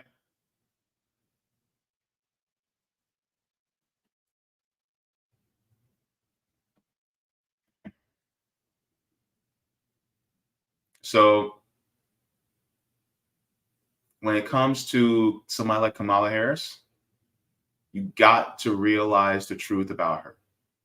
Like Dr. Ruha Benjamin said, black faces in high places are not going to save us. This is why I talk about, people go, well, JB, what do you expect us to do? And then I say, well, we need to organize. We need to organize to build dual power outside of this system, because nobody's really going to save us. We have to save us. Now, if you still want to do electoral politics, I will be voting in November. There's two things you can do, right? Like, for instance, I'll be talking about the amendments in a little bit. I'll be talking about the amendments that we vote on when it comes to direct ballot initiatives. I will be talking about that. Are you up to date on what the amendments that you'll be voting for in November that directly affect you in your state? If not, let's get acquainted with it. I'll be doing mine for here in Florida. I know Savvy, my sister from another mister, on her channel, will also be going over each state. So if you want to know, tune into her too, right? You guys want to know about Florida? I'll be talking about Florida. Now, you can vote on those, pay attention to your local elections, and I would say vote third party down ballot. Not just in the national race, but also state races. I'm going to be having on people who are running locally third party as well. I will be interviewing people. I interviewed a few weeks ago, Andre Stackhouse. Did you know he's running for governor of Washington State under the Green Party? Did you know that? You know now. There are Green Party people that I'm in contact with right now that will be coming on. I also want to have people who are independent and running other third parties that may be running. I'll even be open to interviewing people who are running libertarian. Fine, okay, third party. But I want to interview people who are running third party. And if you guys know people who are running third party, let's have them on. Let's talk policy. Local, I don't care if it's city. It can be city or county. Fine. But the point is that that's one thing that you can do. Another thing you can do is vote third party on a national level. And people will say, well, if we vote for, say, let's vote for this third party person, Trump will win. Yeah, and some people may get turned off by hearing me say that. But the thing is, it's like, what's the difference between either one? What happened to Roe v. Wade? Under what administration did that happen?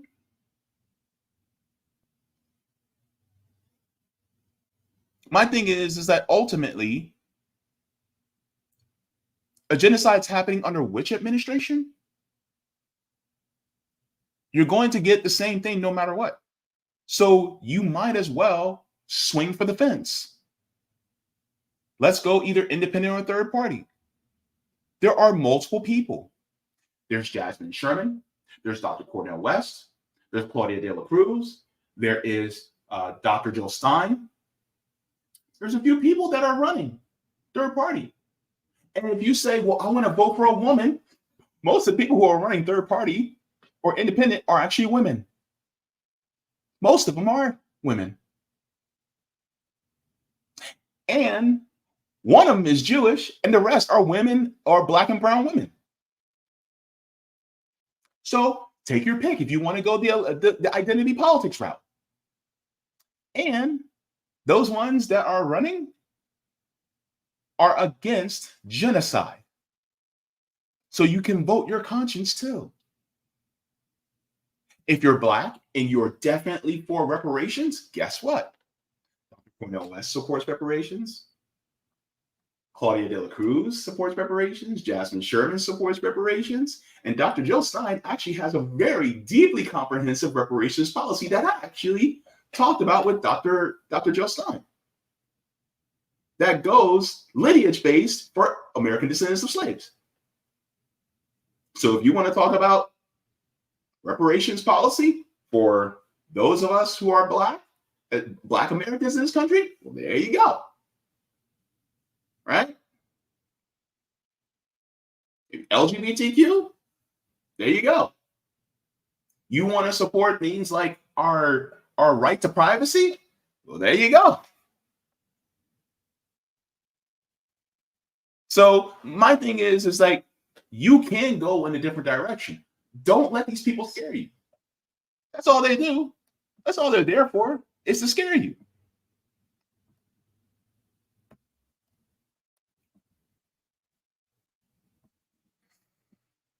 I'm going to share this, and then I'm going to move on to the next subject. But I want to share this with y'all.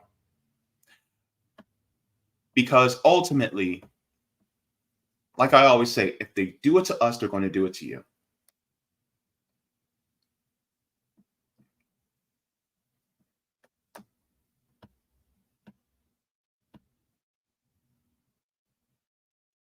All right. Let me share this.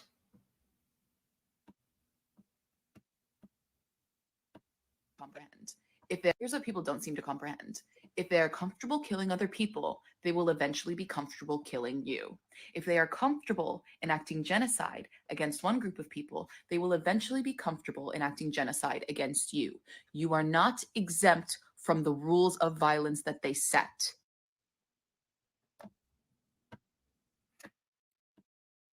Let me go to my notes for this.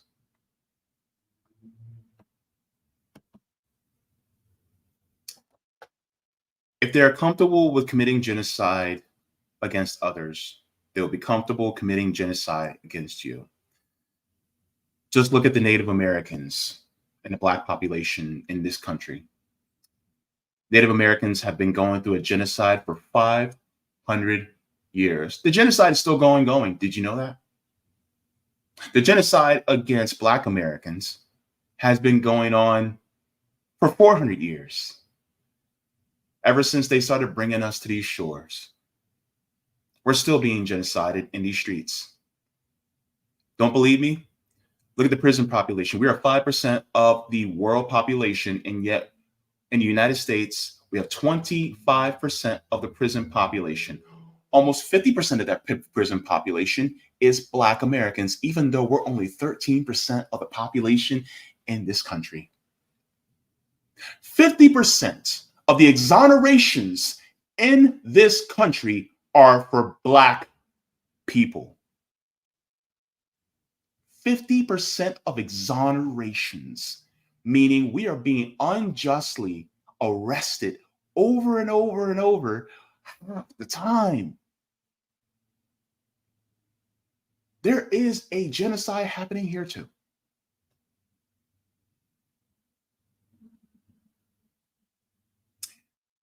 We have seen many genocides happen outside of what's going on in Gaza.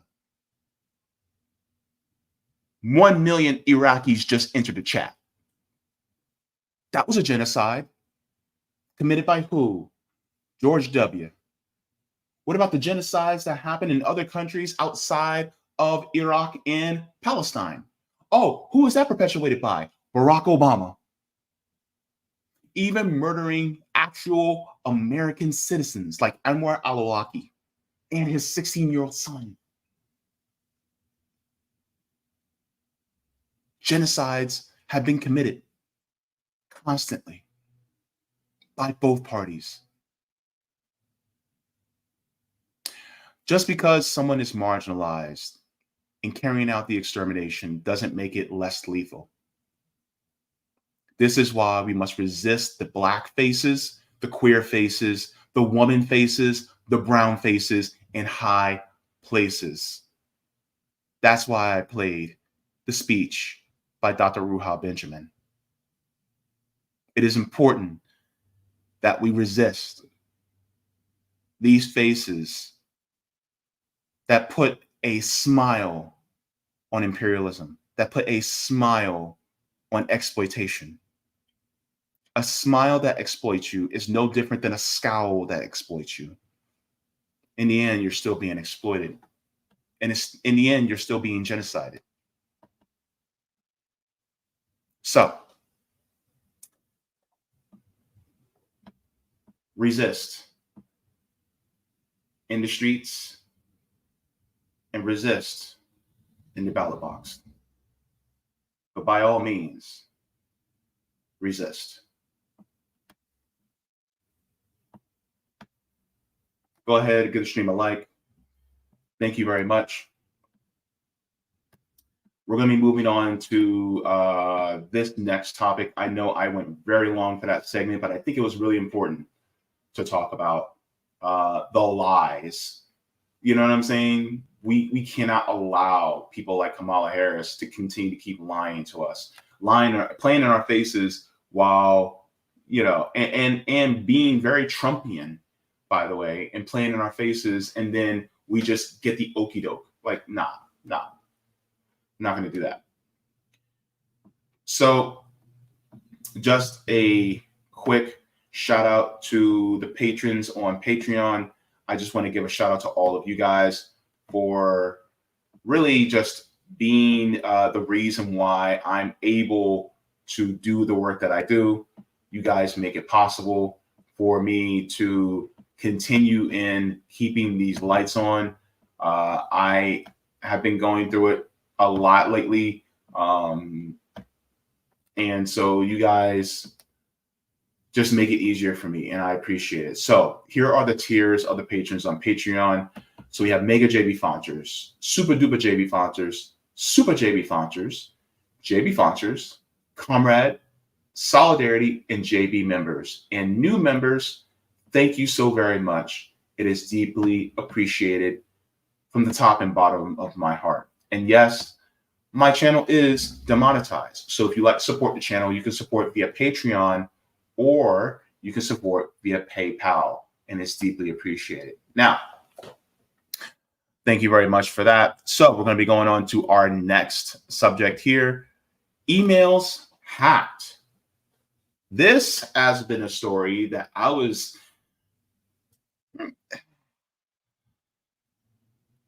I feel like Donald Trump is turning into Hillary Clinton.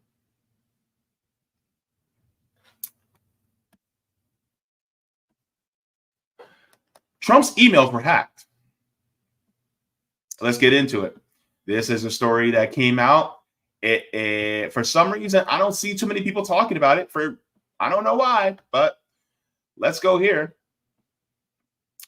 The hackeration just happened. And he's blaming a particular country, and it's not Russia. So let's get into this soon as this comes up. What in the world's going on here? There we go.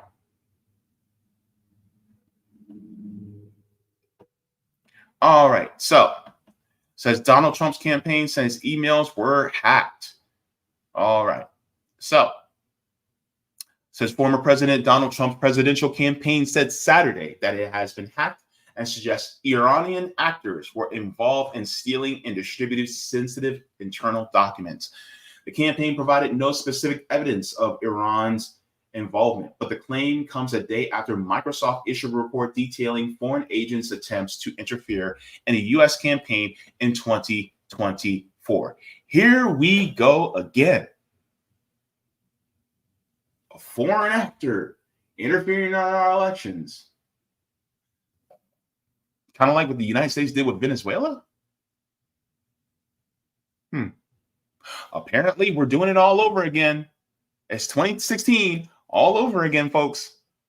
Dun, dun, dun. All right, let's continue. It says the campaign provided no specific evidence of Iran's involvement. I want to make that abundantly clear. No specific evidence of Iran's involvement. But the claim comes a day after Microsoft issued a report. Okay, so it says it cited an instance of Iranian military intelligence unit in June sending a spear phishing email to a high-ranking official of a presidential campaign from a compromised email account of a former senior advisor. Trump campaign spokesperson Stephen Chung blamed the hack on foreign sources hostile to the United States.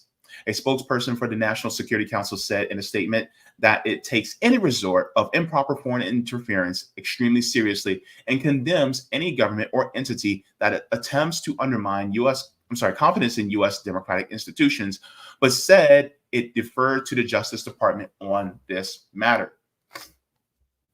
It's kind of funny coming from these people when they were the ones who were actually trying to undermine the Venezuelan elections that happened recently.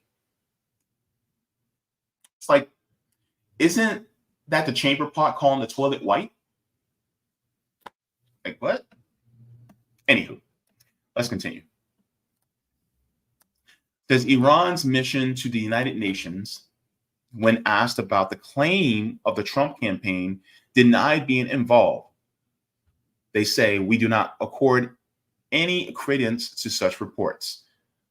Says the Iranian government neither possesses nor harbors any intent or motive to interfere in the United States presidential election.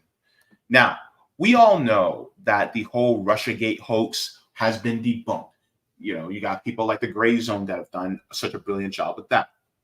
And so you had people like Rachel Maddow and MSNBC, Russia, kept talking about Russian interference. Guaranteed, Fox News is going to keep going, Iran. They're going to talk about Iranian interference. Guess what? See, two sides of the same bird.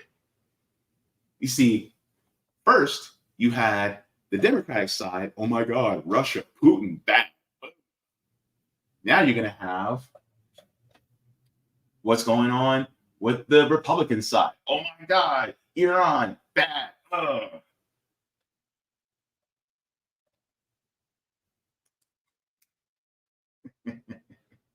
It's stupid. They're going to try to blame interference as much as they possibly can. And guess what?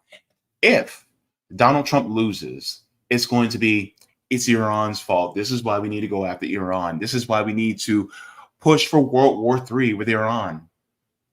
Because they try to push for World War III with Russia, especially with the proxy war in Ukraine. Guess what? We're going to have a proxy war with Iran through whom?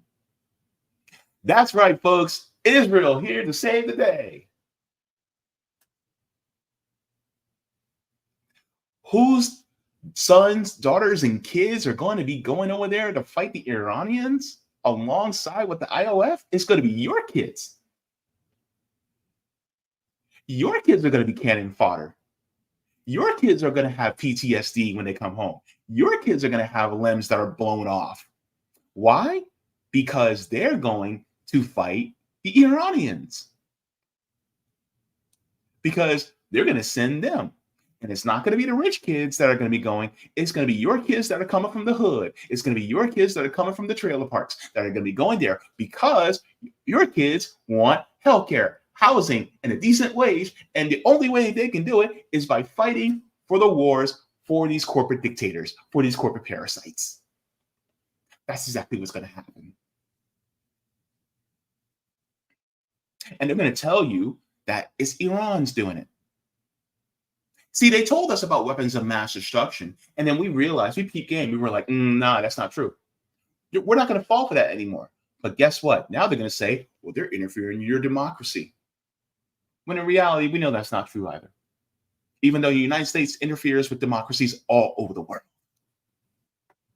Every accusation is a confession.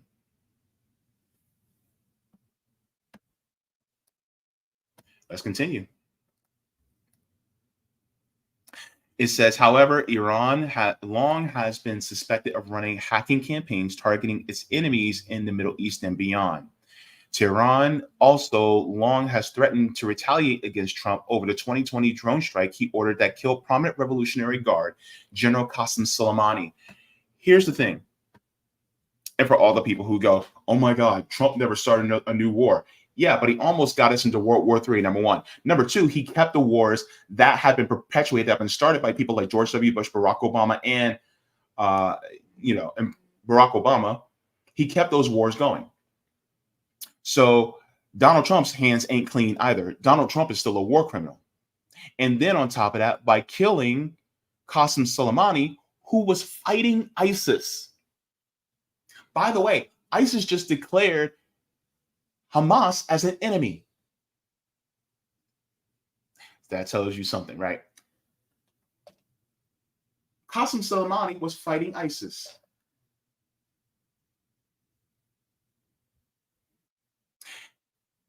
And Donald Trump took him out. What is that? The enemy of my enemy is my friend? So if Donald Trump took out Qasem Soleimani, what does he feel about ISIS? Oh, I see the hamster running on the wheel in your head now. I see. And weren't some of these people also trained by the CIA? Oh.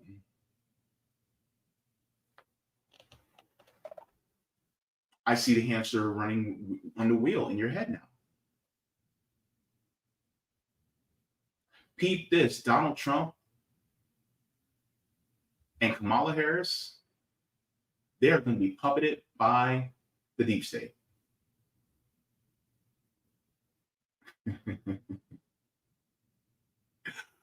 You actually think it's Joe Biden that's running this country?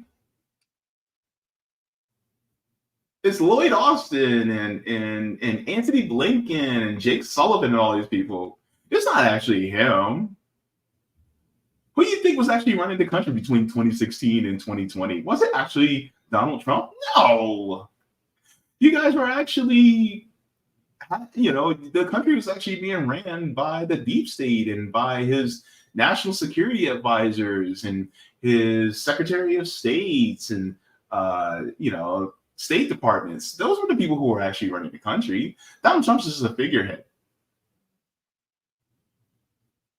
Do you guys realize that, right? The duopoly gets ran by the corporate powers. Anywho, let's continue. It says the U.S. Justice Department this past week unsealed criminal charges against a Pakistani national with ties to Iran alleged to have plotted assassination attempts against political figures in the United States, including potentially Trump, to have sought to hire purported hitmen who were actually undercover law enforcement officials. Court documents in that case potentially noted a desire by Iran to conduct operations against perceived enemies of the regime and to avenge the killing of Soleimani. Politico first reported Saturday on the hack.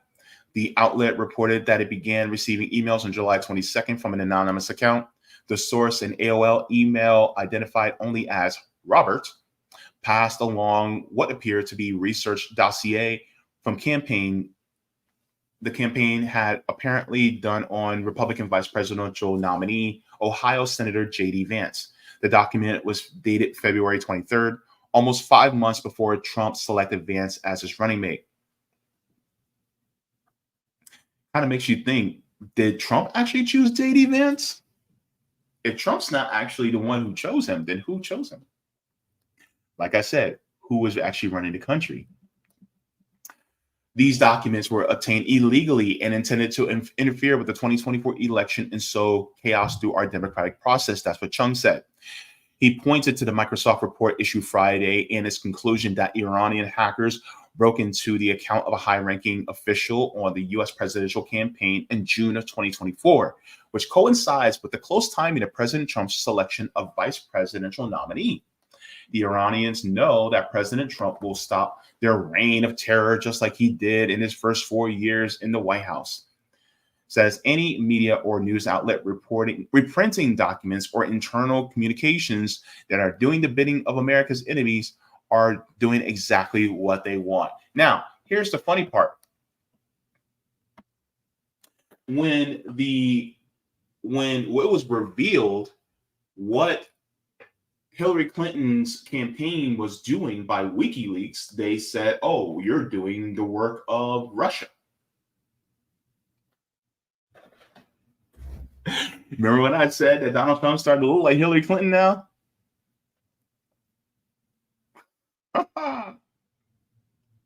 He's looking a lot like Hillary Clinton. Should I start calling Donald Trump Darth Donald or Darth Trump? Because he's looking like Darth Clinton now. Oh. Oh, goodness. Chung did not immediately respond to questions about the campaign's interactions with Microsoft on the matter.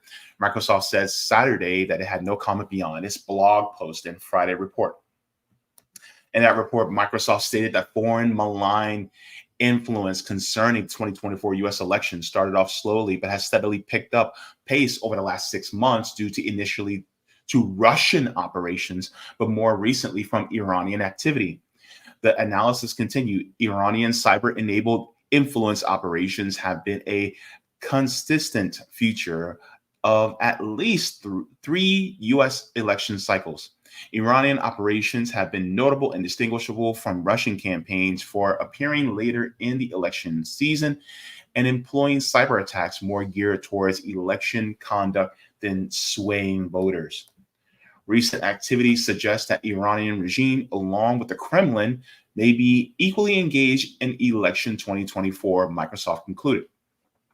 Specifically, the report detailed that in June 2024, the Iranian military intelligence unit Mint Sandstorm sent a phishing email to American presidential campaign via the compromised account of a former advisor.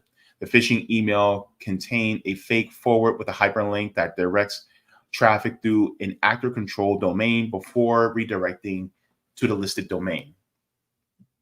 It says Vice President Kamala Harris' campaign did not immediately respond to a request for comment on the reporting or the report of the hacking or the Democratic nominee's cybersecurity protocols. So apparently, yes, they are trying to blame Iran on a hacking. something doesn't smell right. Something tells me it's like, something happened. Something happened, and they are just looking for a patsy, a way out. Let me share this with you guys too. This is from the Daily Beast. Says Trump's 271-page dossier of J.D. Vance's vulnerabilities hacked by Iran. The blurb says the Trump campaign announced it has been illegally hacked by foreign sources that leaked internal documents to news organizations. Iran is the prime suspect. So it says Trump's campaign accused Iran of hack and leak operation Saturday after a 271-page dossier of J.D. Vance's vulnerabilities was sent to at least 2 news organizations. The internal campaign vetted report on Vance was sent to Politico and the Washington Post from an AOL.com email address, along with a document on Marco Rubio, the Florida senator who was not chosen as Donald Trump's running mate. Little Marco says hours after Politico revealed it received the materials, the Trump campaign said it had been hacked, accusing Iran of the breach.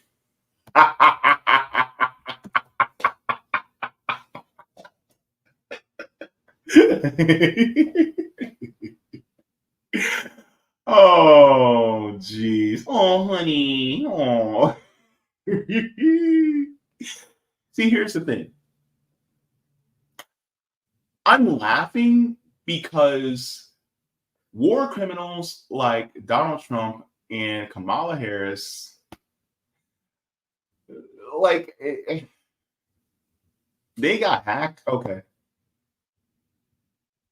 Somebody could discover the truth about them. Okay. My question is, what truths did they discover? Because the thing is, like, the public has a right to know. I'm not going to shoot the messenger. I would like to know exactly what vulnerabilities does J.D. Vance have, because if he has vulnerabilities, then that means that those vulnerabilities aren't just for the campaign. Those vulnerabilities are for the country. I want to know what vulnerabilities that he have, because if I'm an actual voter, and if I'm considering somebody like J.D. Vance, like if I were considering somebody like Kamala Harris, which I'm not, because they're both horrible human beings, but if I were considering them, I would want to know what these vulnerabilities are so I can be a well-informed voter.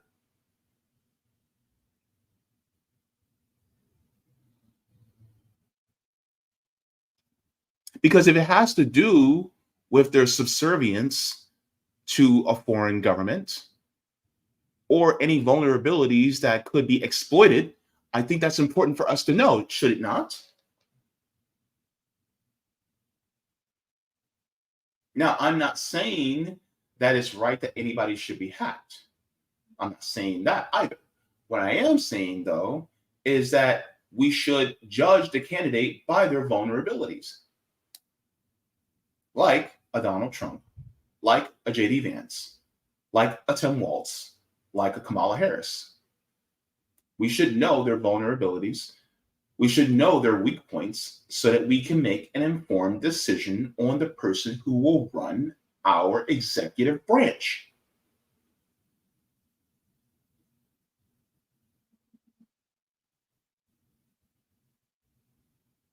And they're blaming this on Iran, but do they have actual evidence that it's actually a foreign country? Which they have not pointed out. Let's continue. So this dude said, oh, they know President Trump's going to go after them in their reign of terror. Yeah, reign of terror, right? So says the Microsoft report cited by Chung accused other Iranian group, this one connected with the Islamic Revolutionary Guard Corps, of sending a phishing email in June to high-ranking official by a presidential campaign from the compromised email account of a former senior advisor. Says the email contained a link that would direct traffic through a domain controlled by the group before routing to the website. The provided link. Within days of this activity, the same group unsuccessfully attempted to log into an account belonging to a former presidential candidate. So, one email contained 271-page report on Vance called entitled Potential Vulnerabilities. Robert told Politico that they had a variety of documents from Trump's legal in court documents to internal campaign discussions. And when pressed for how they obtained them, Robert responded, I suggested you don't be curious about where I got them from, and answered this question, will compromise me and also legally restricts you from publishing them. This is by no means first for Trump. In 2020, a hacker hacked his X account by guessing his password, quote, MAGA 2020. This just goes to show just because somebody is a billionaire doesn't mean they're the smartest person in the room. It says Trump also allegedly had been the target of Iranian assassination plot, which resulted in a Pakistani man named Asif Merchant, which ties to the Islamic Republic, being charged by the DOJ on Wednesday. So it's hilarious on his face because the thing is, it's like, my question is, why are you sending these to the Washington Post, right? Why are you sending this to more Democratic Party associated sites? And why didn't you send this to the Harris campaign? Or why didn't you send this to the Biden campaign?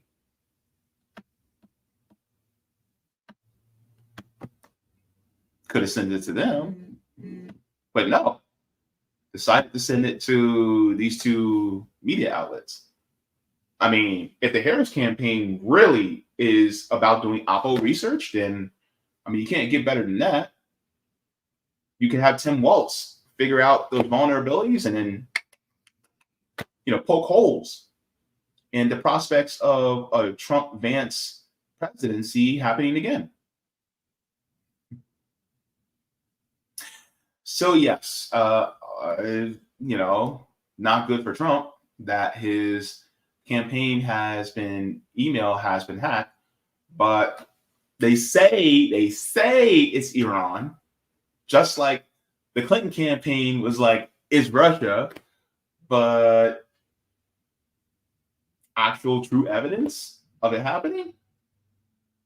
Where they at though? Where they at though? Keep an eye on what's going on. It's about to get wild in the next 3 months. Go ahead and like the stream. Thank you so very much. Let's get into the chat. Oh, I forgot to get into the chat with y'all. Let's get into the chat with y'all because y'all got some things to say. I know. I forgot to get into the chat when Afeni was here. My bad. All right, so let's go to the Maverick. It says, and after defeating Kamala's stooges, I once again had to reiterate to them, it's not Maverick, it's called The Maverick. Does victory pose? Da, da, da, da, da, da, da, da, da. Terry Connolly says, good afternoon, JB and fam. Yes, thank you so very much. The Quantum Alchemist says, hey, everyone. Bryce Smith, Terry Connolly, Jacqueline. Good to see ya. Bryce Smith says, the Quantum Alchemist, Jacqueline, Terry Connolly, John Snow. Sup, y'all? Good to see everybody giving out the love. Rich Buddy says, the Trump-Elon discussion on X last night was really good. Interesting. I heard it was boring. I know Savvy and Nick actually were listening to it. They said 5 minutes in, it was so boring. But it may have been good. Who knows? Jen McMahon says there's only one party behind the curtains, the CIS. I guess you meant CIA, the DOJ, and the NSA. All right. Roger asks, have you two ever met in person? If not, who from RBN has? I have never met her in person, Afeni in person. I would love to. I think we'd have a great time. You have a great time. But I know Savvy has met Afeni in person. And that was a fun time. I think they met a couple times actually. I think they had, some coffee, some talks. Jen McMahon says real fascism, yes. Ogre says Democrats built the police state. Chris C says Afeni is always dishing the fire. Love it. Yep. This is why I had her on. The Jam Mom says Afeni is one of the few who gets this, and this is why I'm here. Good to see you. Thank you so very much. So Audra, thank you so very much for the claps. Sulamoon says, hi, comrades. Yay, Afeni in the house. Yes. Thank you very much. Hank said, oh, yeah, we already addressed that. Roger says, Afeni, are you 20 or born after 1996? Afeni is, I think she's like 24, 25-ish. But yes, she's a very brilliant young whippersnapper. Kids says everyone falling and getting divided over the proxy wars. Rider in Black says, man, it's nice to hear angry Afeni voice again. Yes, I agree. Falcon Soars says, why is JB dressed like he's running for town council in Winter Park? Look, I'm gonna be honest with you. The reason why I'm dressing up more often now is because a lot of people do not take Black people seriously unless we're dressed up. Even though we may be talking about real stuff, we may be talking about some very deep things. Unless I'm dressed up like this, people do not take us seriously. So this is why. This is one of the reasons. Also, I like looking nice on screen.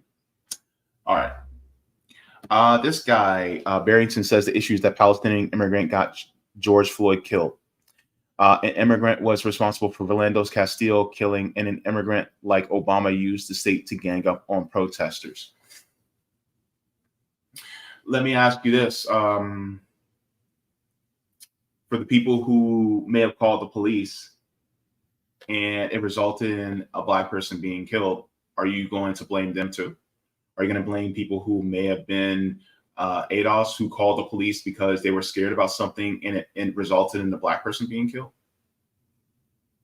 See, this is why we got to stop painting immigrants with a broad brush.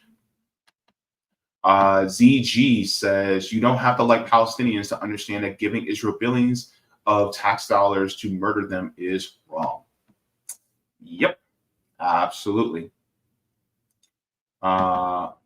Whatever man says, I take you seriously. Thank you very much. Sometimes you can't take yourself too seriously now, though. Sometimes you gotta laugh at yourself too.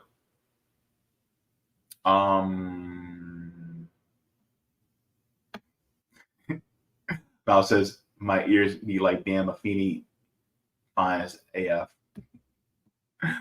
Thank you, sorry.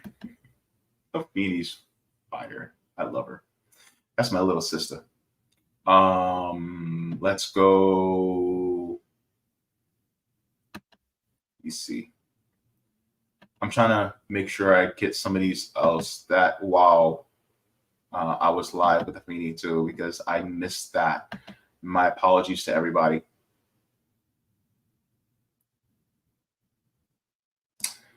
All right. Yeah. I get sick and tired of people saying, oh, that's calling the pot, that's calling the kettle calling the pot black, or calling the pot the kettle black, whatever it is, wherever the saying goes. So I switched it up, but thank you very much.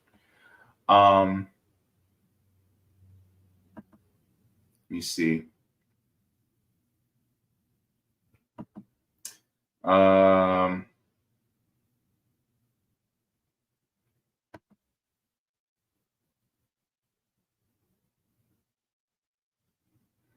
I don't know who this Antoine guy is, but he's saying some lies and bullshit. Anyways, hang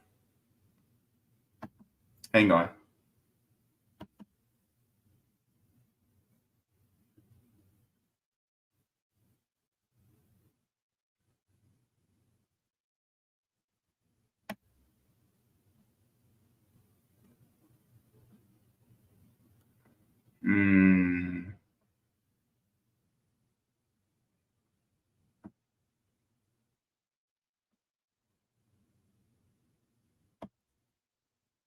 Yeah, whatever.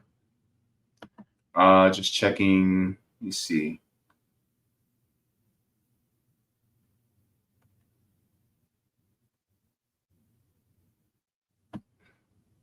Cobra Commander says Eastern Europeans, JP Morgan is giving out no interest loans to Ukrainian refugees. Funny, Barrington isn't mad about white immigrants. Yeah, I mean, my thing is, it's like a lot of times we never talk about the undocumented immigrants from the global north that come here. You know, and their countries typically have it good. So why are they coming here? You know what I mean? They stick around. All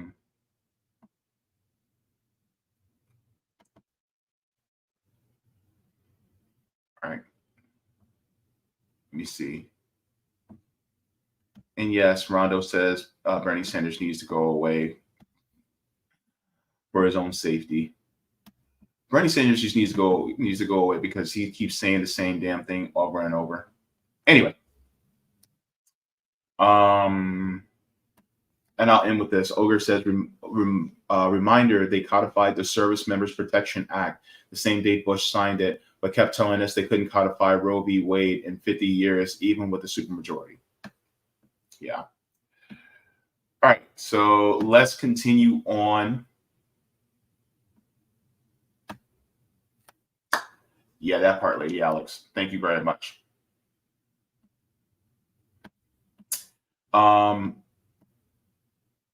Let's continue on to the actually. Hang on. I need to check the Rumble side. Let me hang on. Let me go to Rockman, and then I'll check on Rumble. See if I have any Rumble rants. I don't think I do though. And I'm sorry for the people on Rockman. I'm kind of late. This is going to be a long stream, but I think it was worth it. All right. So thank you. Hempcar says, it's torture, brutal heat boils Texas prisons, killing dozens of inmates. Legal action aims to force criminal justice department to air-conditioned prisons where 85,000 are at risk of heat illness. This reminds me of what's going on in, thank you very much for this, Hempcar. This reminds me of what's going on in Angola. This is the Louisiana State Prison. They also were doing this, and they were putting juveniles in Angola State Prison. I actually talked about this, that they were putting kids in behind bars in these prisons, and they were getting heat stroke. So yeah, stuff like this we got to talk about. That should be another good story for me to cover. Thank you very much for that, Hempcar. In fact, I'll put the link in the chat for everybody, but I'll probably end up talking about it too, because this is very important. Because we also got to talk about what's going on in our prison system, in our carceral system. I talked about Khalif Williams on Sunday on RBN, because what's happening with Khalif Williams is they're trying to execute him, even though DNA exonerated him. And a lot of people aren't talking about that. So we got to talk about what's going on, especially within the Black community, especially throughout the carceral system. That needs to also be spoken about too. So. And so, yeah, if you guys need to just look up Khalif Williams in Missouri, they're trying to kill him, even though he's an innocent man. And I talked about it on RBN. But let's go into, let me check the Rumble side. Do I have any Rumble rants? I don't know. I don't get Rumble rants hardly, but it is what it is. We got a few people watching, but looks like we're good on the Rumble side. Okay. All right. So let's move on to the next subject. I'm going to have to purse my words carefully for this one. Foreign indoctrination. Ooh, this one is going to be a doozy. I'm going to purse my words very carefully with this subject. Zionism and Judaism are two different things. Zionism is a political ideology. Judaism is a religion, and it is a religion based on acceptance and peace and love. And Judaism also, if you look at the Torah, I have read the Torah, which is basically the first 5 books of the Bible. If you read the first 5 books of the Bible, Genesis, Exodus, Leviticus, Numbers, Deuteronomy, then you basically read the Torah, right? With that being said, the Torah talks about you were once foreigners in a land, so you be good to the foreigners that are coming among you. Zionists don't believe in that. So with that being said, also, not all Jewish people are Zionists, and not all Zionists are Jewish people. Examples of Zionists that are not Jewish: Kamala Harris, J.D. Vance, Donald Trump, Joe Biden, Tim Walz. They're all Zionists, but none of them are Jewish. Okay. There's an infiltration in our education system of Zionists, I'm pursing my words very carefully, that are trying to control our education system here in Florida. And there's a reason why I put Ron DeSantis there, because Ron DeSantis is going by the will of foreign agents. These foreign agents are part of the Zionist occupation in Palestine. Well, let's take a look at this article here. I think this needs to be spoken of, especially in regards to the state of Florida. So, this is out of the Miami Herald. Florida universities ordered to review all courses for anti-Semitic and anti-Israel material. So let's get into this. It says the leaders at Florida's 12 public universities have been directed to do a statewide review of all college course materials containing keywords pertaining to religious and political issues in the Middle East, with the goal of tagging content that may contain anti-Semitic material or anti-Israel bias. When they say anti-Semitic, they mean anti-Zionist, but they conflate Zionism and Judaism together. Remember, I said Zionism and Judaism are two different things. They're not the same. Even rabbis, Jewish rabbis, have even said so, right? So when they're saying anti-Semitic, they're actually saying anti-Zionist, most of the time. Now, I will say this. We do have to be very careful, because some real anti-Semites will use the issue that's going on in Palestine as a way to weasel their way in to be real anti-Semites. And this is what we have to be careful of. Real anti-Semites who will demonize Judaism and demonize actual Jewish people because they're just hateful bastards, right? We do not want to be in community with them. This is why you have to be very careful. This is why when it comes to talking about issues like this, I will listen to people like Dr. Norm Finkelstein or Professor Norm Finkelstein. I will listen to people like Gaijin Girl, who I've had on here, Lee Camp, who I've had on here. I'm trying to get on Aaron Mate, but listen to people like him. Listen to people like Max Blumenthal. Listen to people like Dan Cohen, right? Listen to people like Katie Halper. They will let you know that Zionism and Judaism is not the same thing. People like Miko Palet, who was born in Israel, will tell you that Zionism and Judaism are two different things. So listen to those people. Listen to groups like Jewish Voices for Peace, and if not now, when? Listen to those groups, because they will let you know that Zionism and Judaism is not the same thing. And also, this has to be hammered home. when people keep talking about Jewish people and they keep demonizing Jewish people, those are the real anti-Semites. Okay? Be careful about being around those type of people. All right?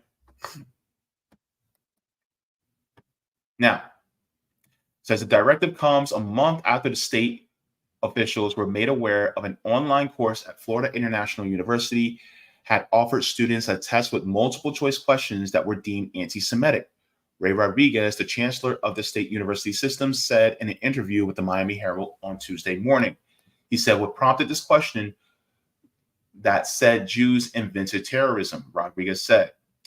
In response, Rodriguez said each university is being asked to organize a faculty committee to sift through curriculum materials such as textbooks and tests and college courses for either anti-Semitic content or perceived anti-Israel bias.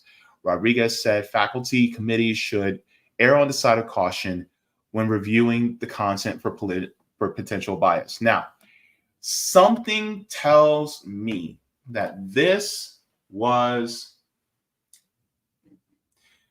I'll just say this. There have been some Zionists. Remember, I'm parsing my words very carefully.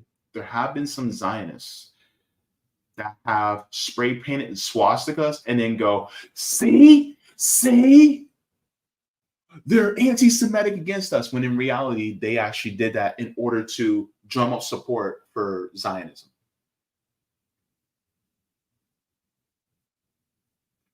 Something tells me that somebody did this on purpose in order to try to gear things for the imaginary state in favor of them.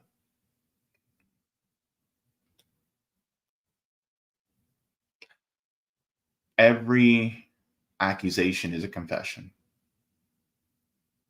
Something tells me. I could be wrong, but something tells me. It says, if they find anything on either front, they will need to notify the Board of Governors so we can determine what the appropriate action is depending on what they find. Also, my question is, have they found any questions conflating Arabs with terrorism? And if they have, are they doing the same thing for Arabs?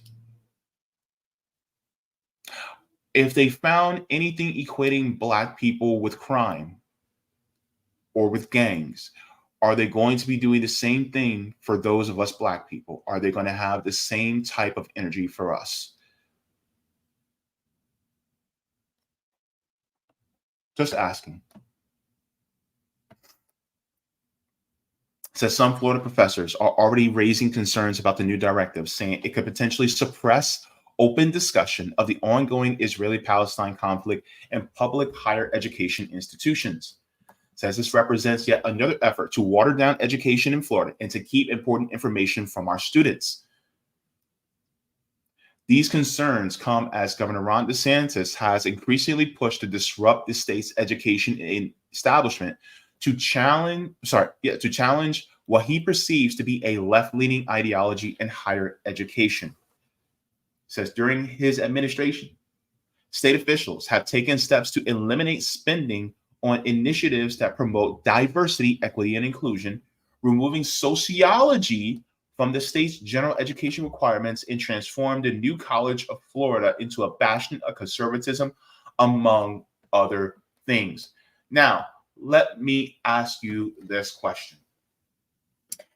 If you are for freedom of speech and open dialogue and talking about things that you don't agree with when it comes to certain people, and having a diversity of thought, if you actually agree with that, then why do you side with somebody who is stamping down on this?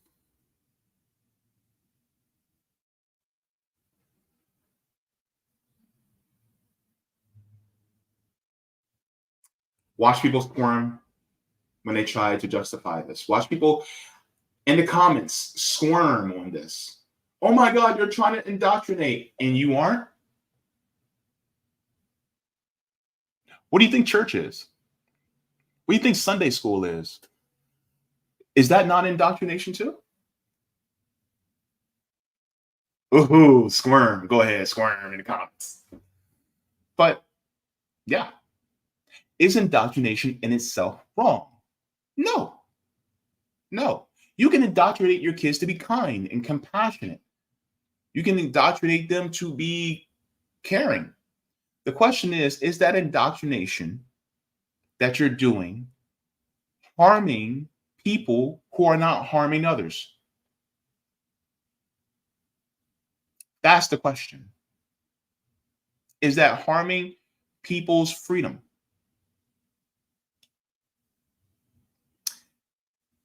When I was deeply religious and I was evangelical and I went door to door preaching for years, one of my friends at the time, Roberto, I remember this,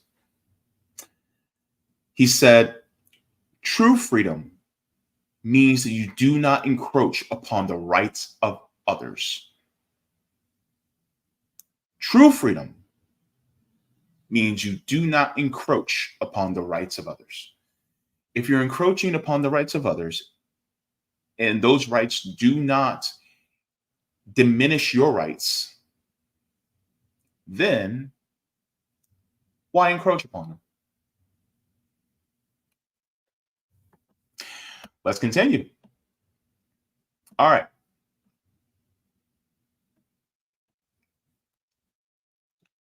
Says DeSantis, who has vowed to be the most pro-Israel governor in America, also ordered state universities to disband campus groups with ties to National Students for Justice in Palestine organization amid nationwide student protests over the Israel-Hamas war. Floridians, your governor has been compromised. He is not Florida first. He is not America first. Are you listening? Your governor has been compromised. Your governor is acting on behalf of a foreign state. If this were China, would you be just as alarmed? If this were Iran, would you be just as alarmed? If this were Russia, would you be just as alarmed? If this were North Korea, would you be just as alarmed? You should be. You should be. Because you literally have foreign indoctrination in the State House in Tallahassee. Yes. You have Zionist indoctrination that is happening in our State House. And now trying to do it into our schools.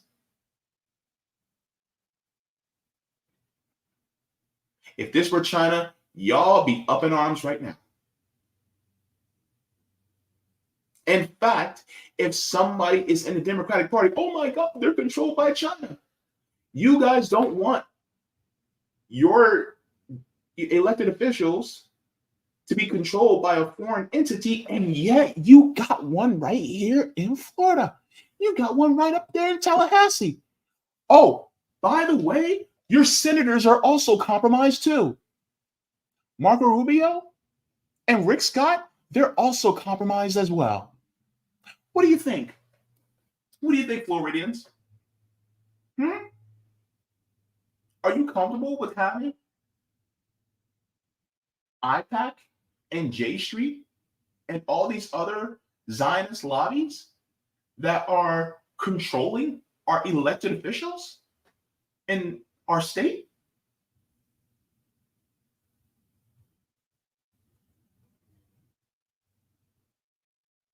Is that fair? If there can be a Israel lobby, then there also should be a China lobby. There also should be an Iran lobby. There should be a Cuba lobby. There should be a Venezuela lobby. There should be a Japan lobby. There should be a French lobby. There should be a Canadian lobby. But if you're going to stop one, you got to stop all. See, we got to be consistent here.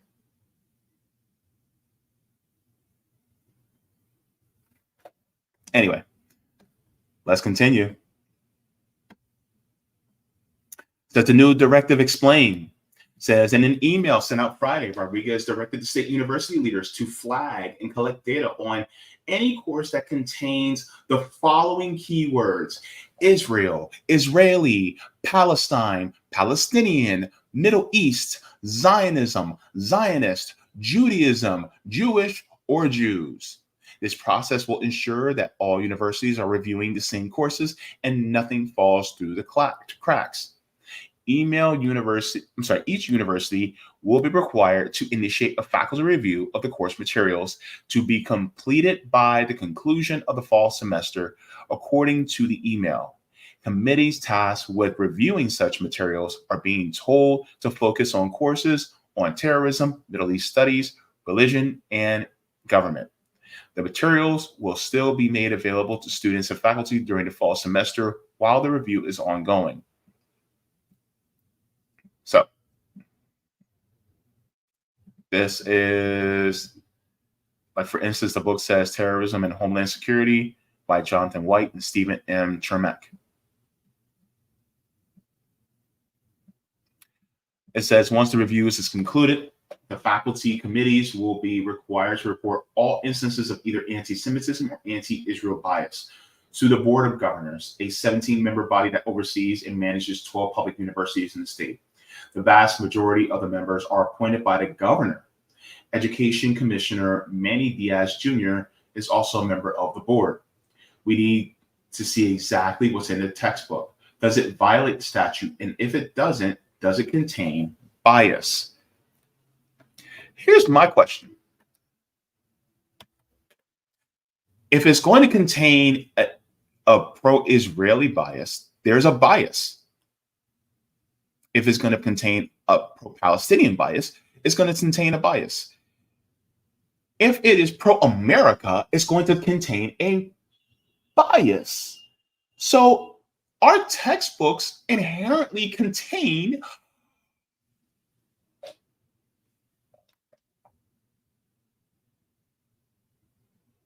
which bias they're picking and choosing, they're cherry picking.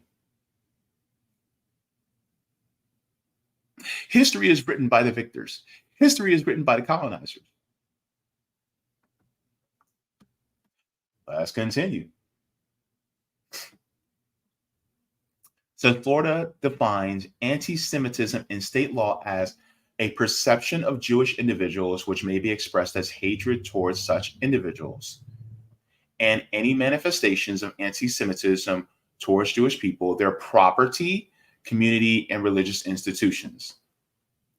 Now, here's the thing, right? It says state law also includes long understood examples of anti-Semitism, like calling for the death or harm of Jewish people or denying the genocide of the Jewish people at the hands of Nazi Germany. Okay. Now, remember I said Zionism and Judaism are not the same thing. They want to equate Zionism and Judaism, but it's not. Even David Ben-Gurion, the first prime minister of Israel, talked about how they were basically settler colonialists and that they were going up against the indigenous population in Palestine. So therefore, talking about Zionism is not the same thing as Judaism. Theodor Herzl, what they regard as the father of Zionism, by the way, an atheist,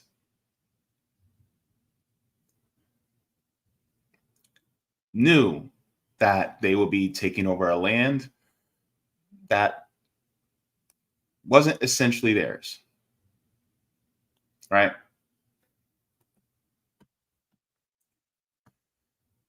Says the state definition of anti-Semitism, which was developed by International Holocaust Remembrance Alliance, also includes more contemporary examples like criticisms of Israel.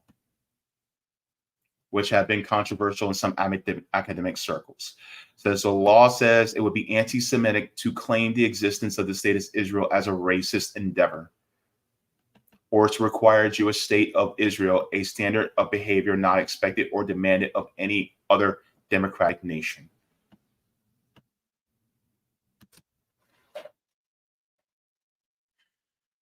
"75 years ago, the state of Israel began to exist. Before that, it was Palestine.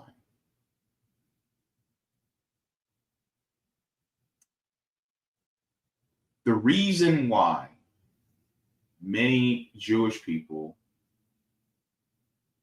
decided to move there was because it was pushed by Zionist groups, especially in England. England was cool with Zionists leaving to occupy another land that is already inhabited because the English, especially the people at the upper echelons of the English government, were anti-Semitic. They did not like Jewish people. They wanted Jewish people to get out. That's why they were like, okay, you go ahead over there and go to this land that's already occupied, that's been occupied for generations by the people who have been living there the entire time. Because they were real anti-Semites.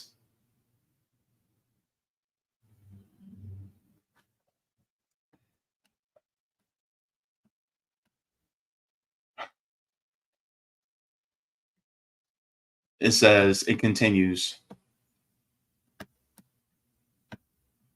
what would constitute anti-Israel bias may be more subjective. Rodriguez said that it will be up to subject matter experts to determine. If there's a question of whether something is biased against Israel, we will bring it to those who have expertise to do that review. The FIU test question, which came from an online course textbook called Terrorism and Homeland Security, was first flagged and labeled anti-Semitic by an X account called Documenting Israel. The test questions ask students to identify organizations that have invented terrorism. After the test question became public, Representative Randy Fine, the only Jewish Republican lawmaker and state legislator, called on the university to fire the professor who taught the course and described him as a Muslim terror supporting employer. Even though it was the wrong answer to a question, the fact that the question was asked triggered them.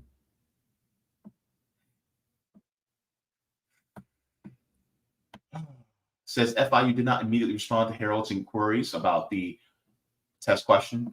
Rodriguez said that the state is already working with Cengage, the publisher of the textbook, to resolve the issue. Our assumption was that every question that was put before a student was reviewed by the faculty member before it was put before a student. What we learned is that's not how it operates. That's why Rodriguez said that the incident with the test question will also lead to another action.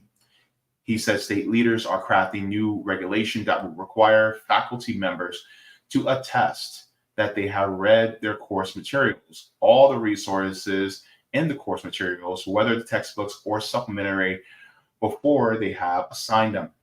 The only reason they're being discussed at the same time is because there was this anti-Semitic material that revealed that we don't have faculty that actually go through each textbook. He said we assumed that was being done.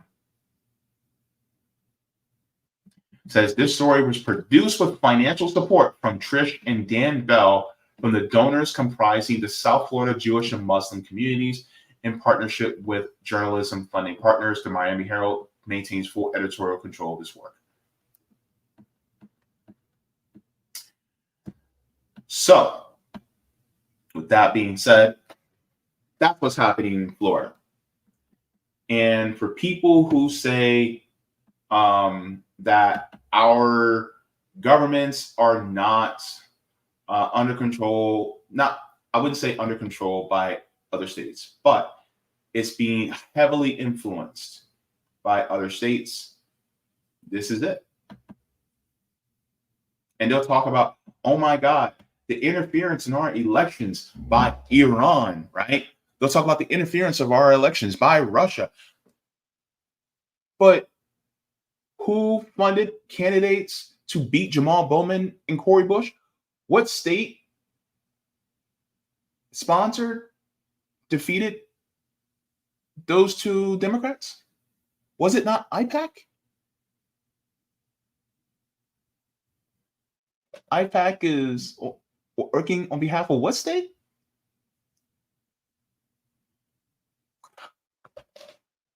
I thought we were against interference in our elections.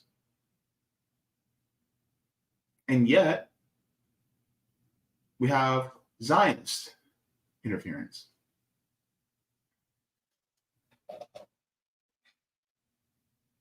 Every accusation is a confession.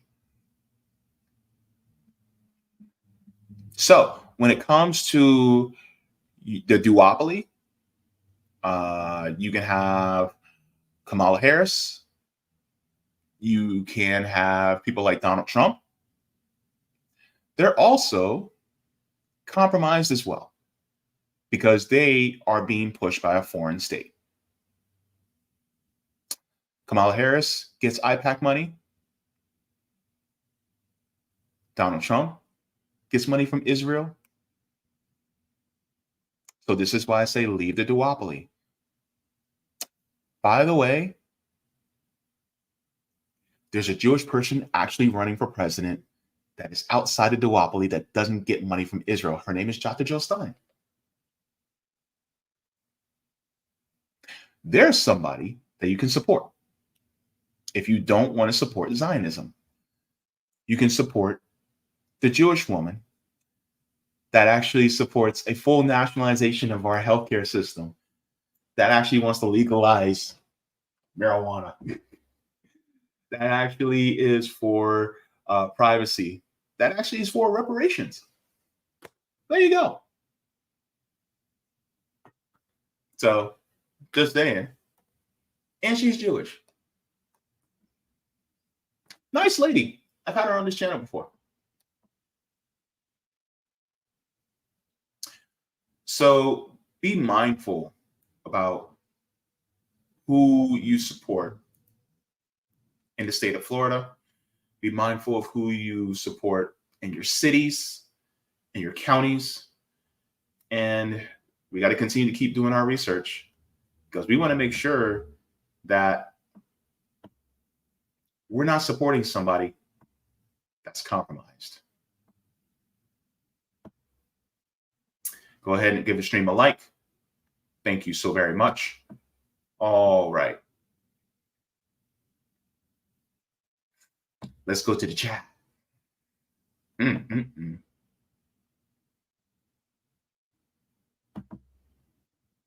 All right.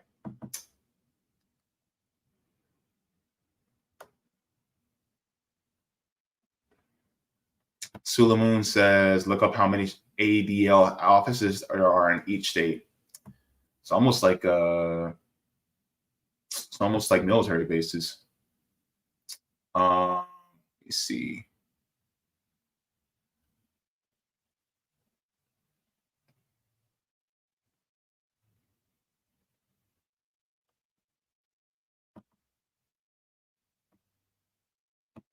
Chip says Zionists have always been big in Florida. The treasurer of the Confederacy was from Florida in the 1860s. Yes, he was a Zionist Jewish man. Judah Benjamin secured money from the UK Zio networks for Civil War.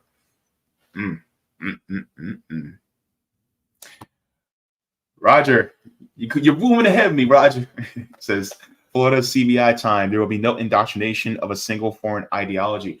That would be nice. We should have, you know what? That would be a great citizen ballot initiative.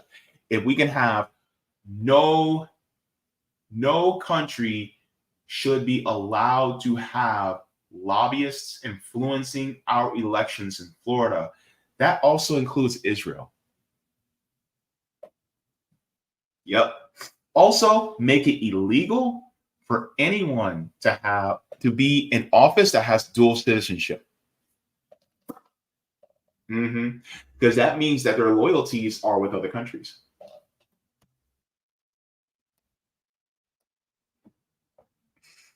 Roger be in my brain sometimes, and sometimes I hope I'm in Roger's. Well, I mean, he's way smarter than me, so I hope I'm in his brain.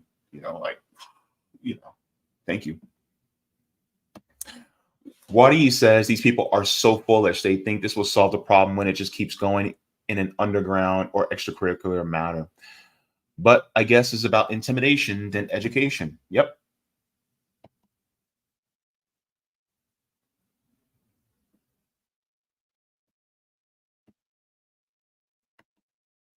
Let me see here.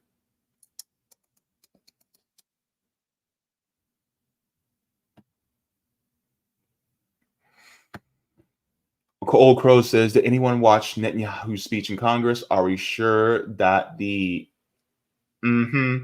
aren't just the Zionists?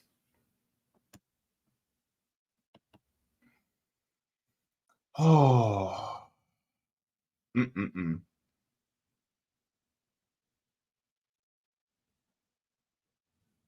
Let me see here.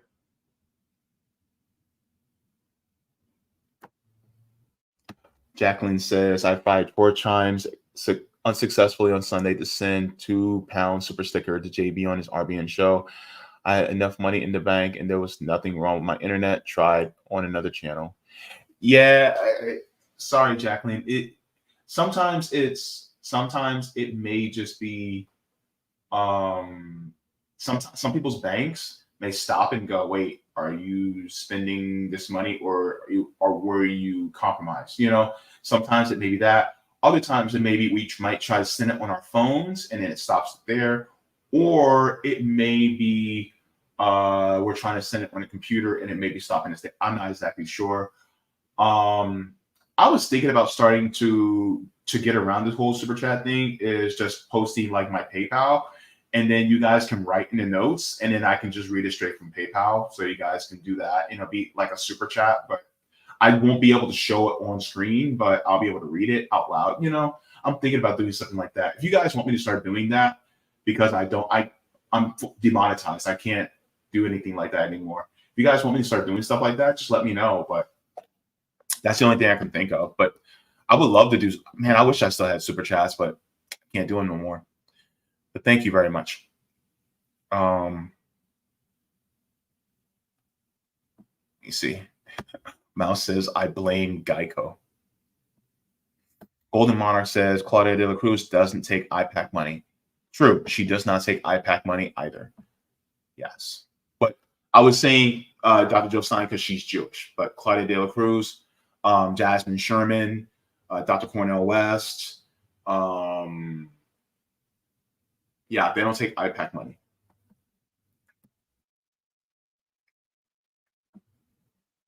Creative Experiment says Mexico's new president is Jewish too. Oh, I remember that. Yeah.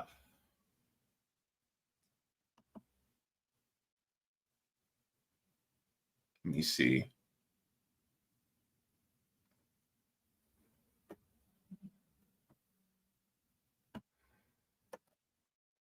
Golden Monarch says, like JB said earlier, senators are all compromised by Zionists in large part. Yeah. And by the way, there are going to be people who are running third party, who are running for senator, who are running for the U.S. House. There are people who are running third party, who are running for governor. There are people who are running third party, who are running for the state house and the state senate. Other people who are running who are third party, who may be running for mayor of your county or your city. You know what I'm saying? Like, don't skimp on them too. Oh, yeah. Suleiman said, never put a country's name in PayPal payments. Yeah. So, yeah. So if you guys ever send me anything, don't put a country's name in it, right? So just please make sure of that too, because I don't want you guys to get in trouble. Leroy says Operation Paperclip likely enabled the Zionists. Ooh, If you guys haven't looked up Operation Paperclip, go ahead and Google that. Let that be your homework assignment. Operation Paperclip. That will piss you off. Ooh, thank you for that, Leroy.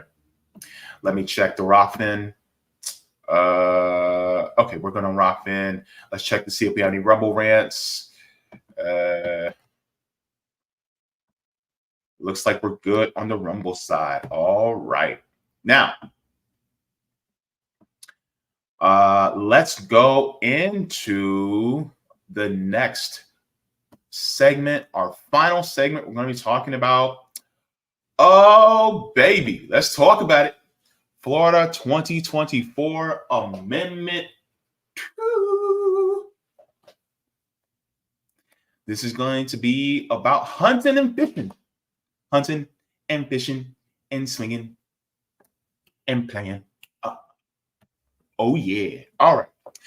So, whatever you feel about hunting or fishing, if you like hunting or fishing, or if you don't, I think this is also another amendment that you guys need to pay attention to. And this really is an important one that a lot of people aren't paying attention to when it comes to the amendments. This is in a series that we're doing to talk about the amendments for Florida for 2024 ballot initiatives. So if you guys need to know what it is, what it means, and how it will affect you in your daily lives as citizens in this state, you guys need to pay attention to this. So we're going to go and we're going to talk about the explanation of Amendment 2 in Florida for the ballot initiative. So let's get into it right here. So Florida Amendment 2, right to hunt and fish. This is going to be interesting. It says the Florida Right to Hunt and Fish Amendment was on the ballot in Florida as a legislatively referred constitutional amendment on November 5th, 2024. A yes vote supports establishing a constitutional right to hunt and fish in Florida. A no vote opposes establishing a constitutional right to hunt and fish in Florida. So you need a supermajority, which is 60 votes, to require to approve the amendment in Florida. So let's go over the overview. What would the amendment do? It says the ballot measure would provide a state constitutional right to hunt and fish and declare that hunting and fishing are the preferred means for, quote, responsibly managing and controlling fish and wildlife and shall be preserved forever as a public right, end quote. The amendment would not limit the Fish and Wildlife Conservation Commission's constitutional powers under Article 4, Section 9. It says, do other states have constitutional right to hunt and fish? It says, as of 2023, a total of 23 states had the constitutional provisions that protect the right to hunt and fish. This right was first constitutionalized in Vermont in 1777, with 22 additional states following suit, starting with Alabama in 1996. The most recent state to adopt such an amendment was Utah, where it was approved by 75% of voters in 2020. It says, what are supporters and opponents saying about the amendment? So we will get into this. So the supporters say yes on 2 is leading the campaign in support of the amendment. It says, yes on 2, hunting and fishing bans were considered in at least a dozen states in 2022. So far, 23 states have passed a constitutional right to fish and hunt amendment. Florida is not yet one of those states. Amendment 2 is definitively protects our rights to fish and hunt in the state of Florida, while bans were considered in at least a dozen states last year, including a push to criminalize hunting and fishing and farming. Amendment 2 will prevent extremists from taking away our rights. Pay attention to the language that they're saying. Extremists taking away your right to hunt and fish. Interesting. So, no to 2 says is leading the campaign in opposition to the measure. No to 2 said the amendment is a threat to wildlife and that even though the planet has lost 69% of its wildlife over the past 50 years, this amendment will create a fundamental right in the Florida Constitution to hunt and fish using traditional methods. The group also said this ill-advised amendment could be used to override protections for fish stocks, such as effectively nullifying the prohibition on gill nets that are a wall of death in the sea. Now, we'll get more deeper into this as we go on. Text of the measure says, this is how it's going to appear on the ballot. It says, right to fish and hunt, proposing an amendment to the state constitution to preserve forever fishing and hunting, including by the use of traditional methods as a public right and preferred methods of responsibly managing and controlling fish and wildlife.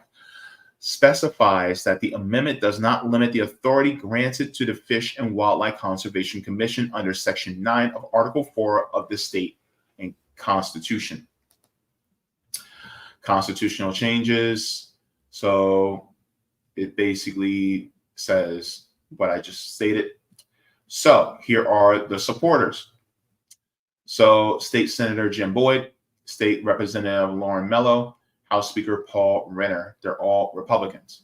So here are the organizations that support it. All Florida, American Sport Fishing Association, Backcountry Hunters and Anglers, Bonefish and Tarpon Trust,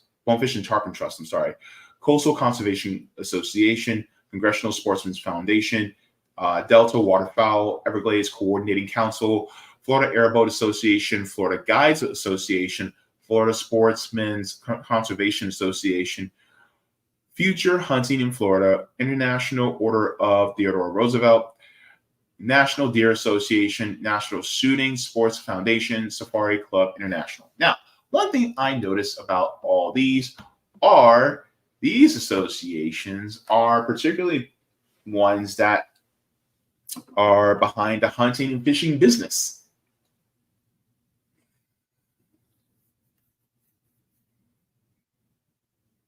So just think about that.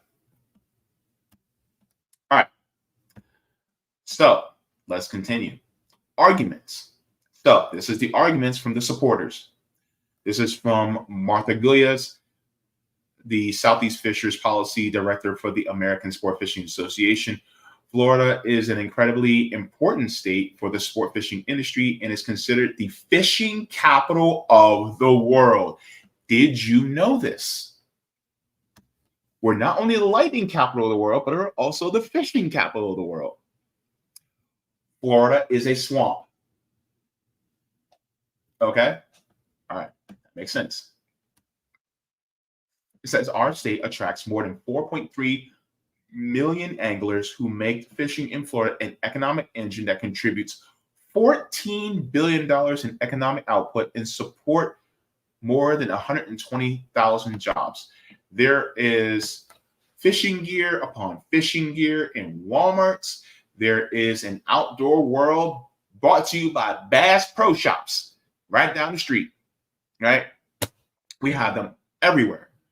And so fishing upon fishing or peninsula, you can fish either in the Gulf, you can go fishing, on the Atlantic, you can go fishing, south in the Caribbean, you can fish at Lake Okeechobee, you can fish close to here in Lake Tyler, you can fish in Lake Buchanan. There's so many different lakes, there's so many different creeks and streams where you can fish. Notice I say you can, meaning it's a right already. Okay. All right. So let's continue. House Speaker Paul Renner says the amendment will permanently preserve Floridians' right to fish and hunt for generations. Floridians have used fishing and hunting as a means to provide for themselves and for their families. How many people actually fish still and fish and hunt right now? I don't know too many that still fish, but I mean, I've been fishing before. It's cool. Especially when, you get some good ones. I mean, there's a fish place for that too far from here. I mean, that catfish is damn good. State Senator Jim Boyd says it's really hard to believe that there are states that are outlawing fishing and hunting. Florida would not be one of those states. Says State Rep Lauren Mello says the amendment is about the heritage of Florida. Many people don't realize the economic value of fishing and hunting provides for our great state. Combining just over $15 billion annually, people come from all over the world to catch our tarpon and snapper and chase our turkeys and ducks. Passing this legislation is a powerful statement that we support in championing our fishing and hunting traditions, and we want to protect them for our future. Now, here's the oppose. Says no to 2 is leading the campaign in opposition to the amendment. So here are the opponents. Now, one of the corporations is Human Wildlife Consulting of South Florida.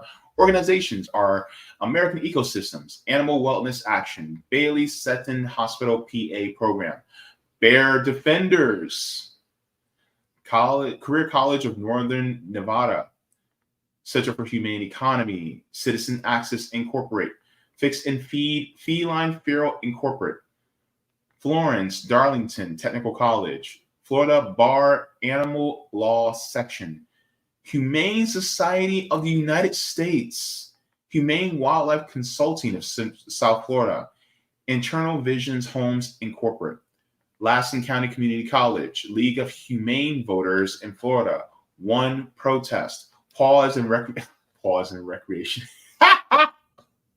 That's hilarious. I like that. Rutgers, New Jersey Medical School, Sarasota Vegan Society, SaveATurtle.org, Speak Up Wekiva Inc., Speak Up for Wildlife, Speak Up for Wildlife Inc., Workforce Homes Inc., World Animal Protection, Worsham College. Here's the arguments against Amendment 2. It says Humane Wildlife Consulting of South Florida says, we're in the midst of a global extinction crisis and climate crisis. Our wildlife need a break from the carnage. We should be accelerating measures to alleviate the harm being done and mitigate damage, which includes taking productive measures to eliminate as best we can the unnecessary trapping and senseless killing of our wildlife and to incentivize non-lethal control measures.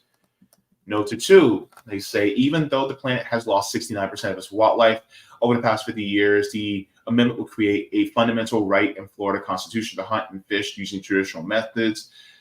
So I already read this earlier.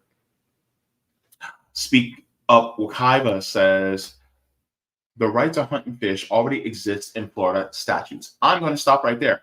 The right to hunt and fish already exists. If the right to hunt and fish didn't exist, we wouldn't be making $14 billion a year over it.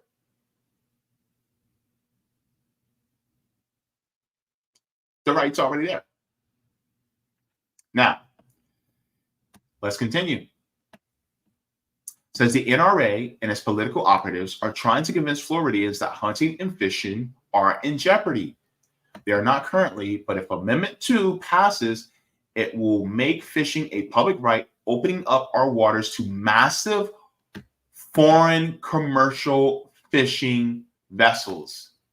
A public right is not restricted to just Florida citizens. Laws are necessary to restrict bad actors from depleting our ocean of fish and our forests of native wildlife. Do you really want to give hunters the right to walk onto your property in pursuit of a raccoon or a bear? This amendment will lead to hunters trespassing on private property, emboldened with their new constitutional right, as they have done in other states and have passed similar amendments.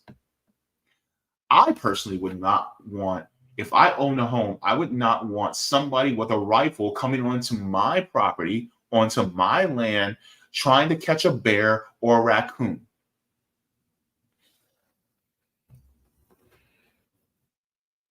That's dangerous. And I'm Black?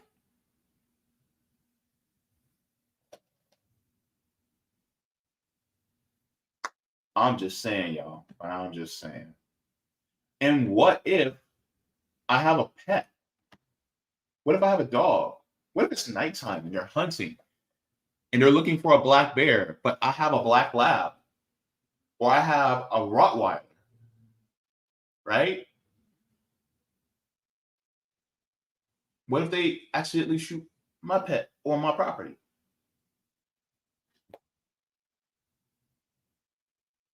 See, think about it now. Now, from Clay Henderson, author of Forces of Nature, A History of Florida Land Conservation, and President Emeritus of the Florida Audubon Society. Now, says the amendment goes too far in declaring this right to hunt and fish as a public right. No other right in our Constitution is described in this way. It seems to imply that this right is even more important than our other fundamental rights. I'm going to stop there right quick. Why, oh, why is it that we do not have the fundamental right to health care in the state of Florida? Why isn't that written into the Constitution? Health care as a human right is not written. Housing as a human right is not written in our Constitution. Why? We can have the fundamental right to hunt and fish, but we can't have the fundamental right to housing. We can't have the fundamental right to healthcare. We can't have the fundamental right to education, especially higher education. But they want to do it for hunting and fishing, even though we already have that right.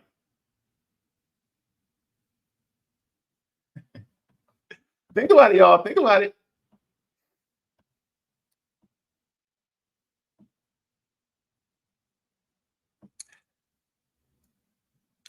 It says, perhaps this is meant to perhaps it means this right to hunt is more important than one's right to possess and protect property. The language in the NRA proposal states, this section shall not be construed to modify any provision of law relating to the trespass or property rights. But the Florida legislature didn't include that important restriction. The biggest concern for me and other mainstream conservationists is that the amendment proclaims hunting and fishing as the preferred means of responsibly managing and controlling fish and wildlife. Really?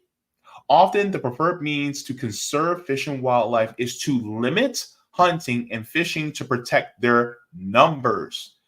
That is why we have limits on the size of fish that can be taken and seasons for hunting. I want to stop here for a second. Do you guys remember the 2023 king crab fishing season?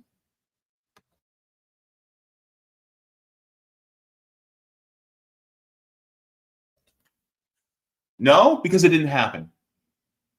In Alaska, they canceled crab fishing. They canceled it. Why? Because their numbers were so low from overfishing for crabs in Alaska. The Alaskan crab season was canceled because they depleted the numbers that much. You don't think that can't happen here in Florida when it comes to our different populations and fish and wildlife?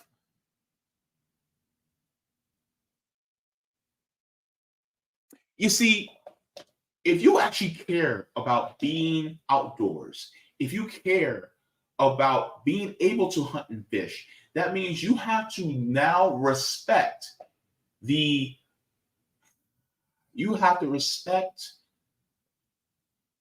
environment and this delicate balance. You have to. Because if you don't, if you go, my rights, right, to do whatever the hell I want, and if you don't respect that balance, then you're going to lose it.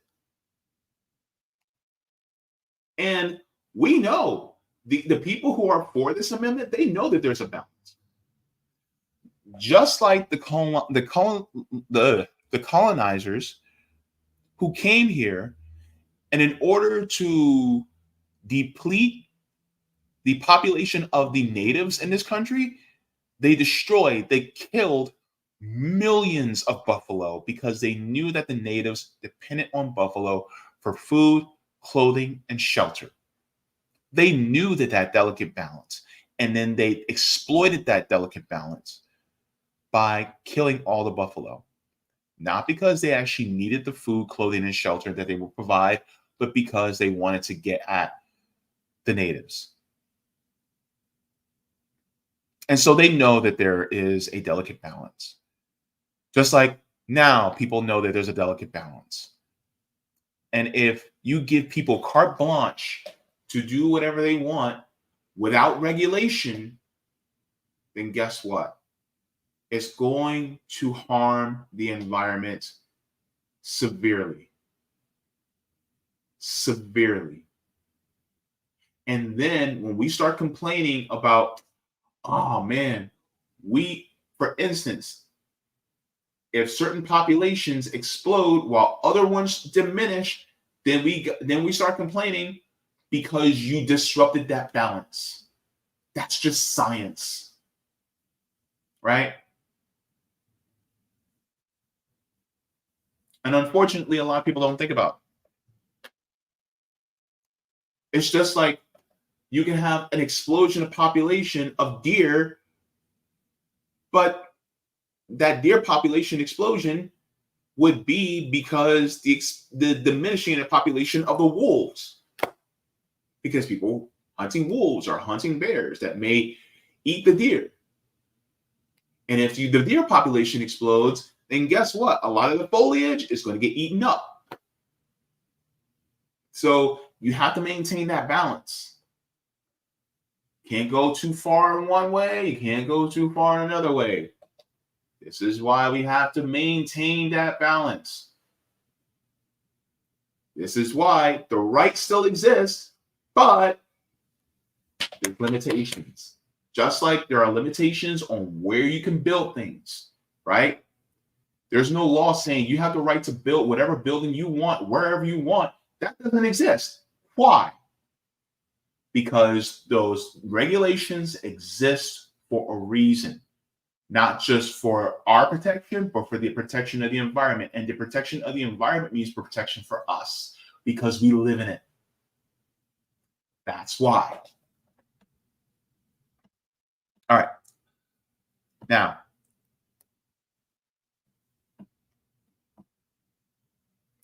says that's why we have limits on the size of fish that can be taken in seasons for hunting. This is why there's a bear season. This is why there's a raccoon season. There's a duck season. There's a turkey season. It says populations of grouper, red snapper, and redfish have been severely regulated as their numbers have declined. Allowing more fishing will not increase their numbers. We don't allow bear hunting in Florida because the bear population is confined to isolated areas and may not be sustainable. Many of us think this proposal is just a door to bring back bear hunting. As one of the few lawyers who have drafted most of the environmental provisions of Florida's Constitution, I can tell you that every word matters in a proposed amendment.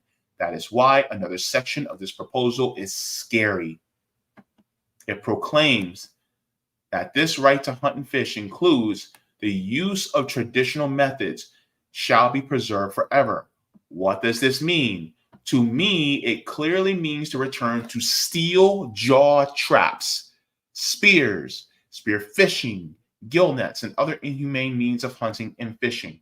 And let me tell you something. If you don't think that bear traps that are there to hunt bears as well as wolves will not be left out in the wild for a human to step on and get their foot trapped in it, then you're sadly mistaken, because that can happen too.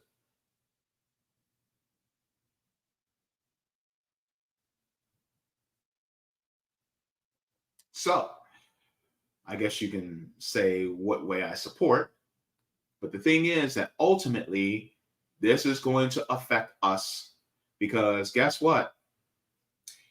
You start to affect populations that also regulate maybe snakes and other type of reptiles in Florida. We can have a population explosion of some things that we may not want. because you disrupt the balance. This is why we still will always have our constitutional right, but we need to have regulations in place in order to make sure that we do not disrupt that balance. Because sometimes if you give humans an inch, we will take a mile.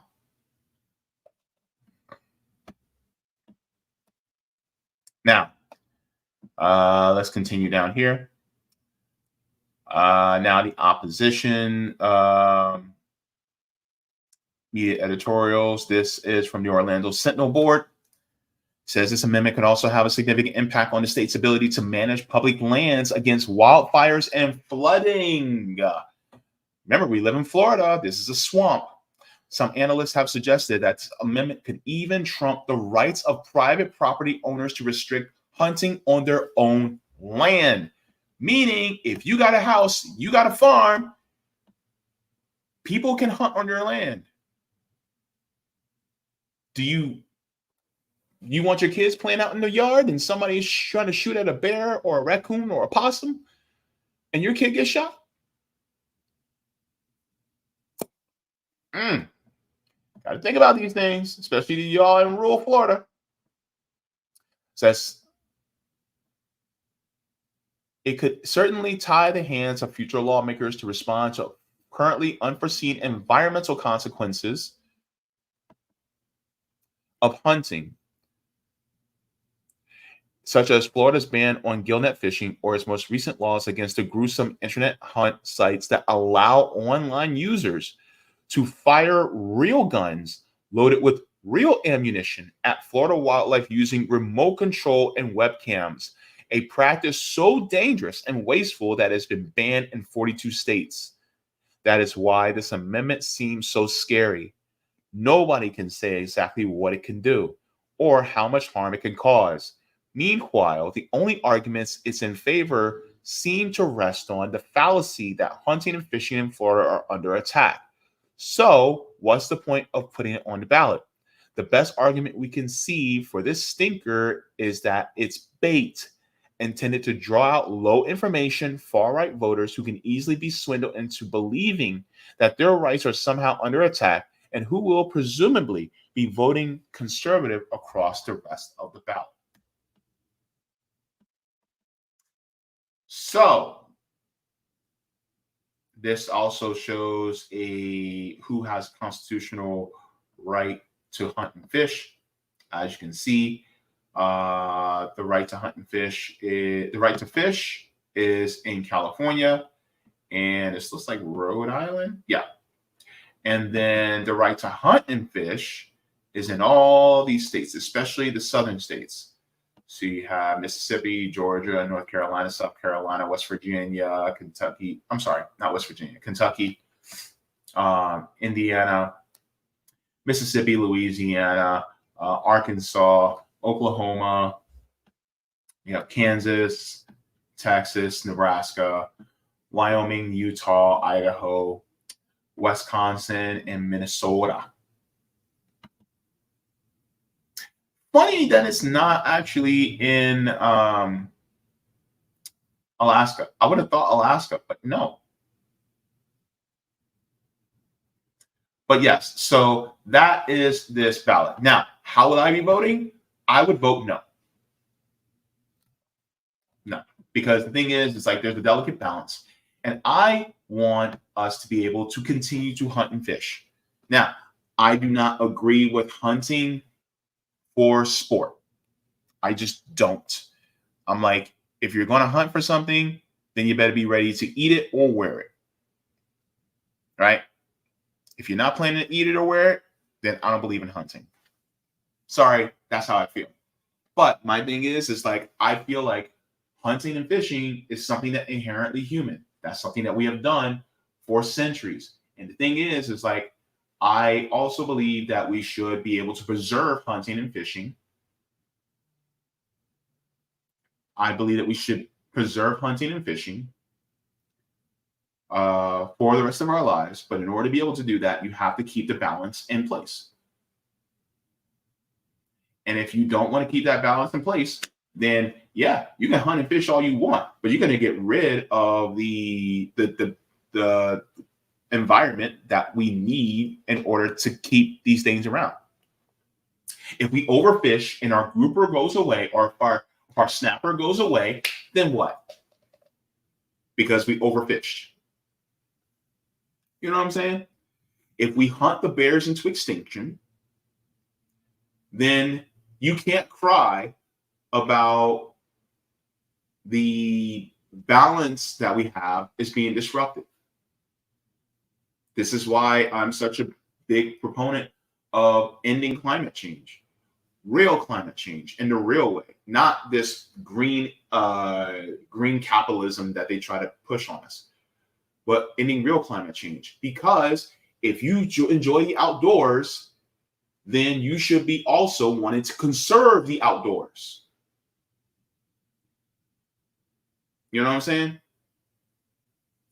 So yeah, that's why I personally will be voting no on Amendment 2, because I want to actually conserve, so that if I want to go fishing, let's say me and my boyfriend want to go fishing one day, and I want to catch some catfish because I want to skin it, fry it, and then have it with some hush puppies, then I'll be able to do that. Speaking of which, I need to go and get some catfish after this because I'm hungry. But yes, vote no on Amendment 2. Anywho, all right. So that being said, like, share, and subscribe for more deliciousness. We're talking about food now. Let's go into the chat, and then we will head on out. Man, this has been a long stream, but had to get to what I had to get to. All right.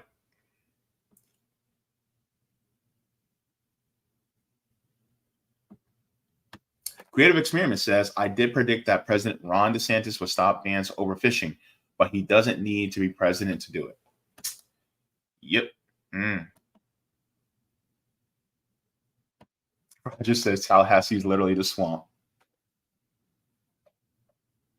Yep. Oh my goodness. Let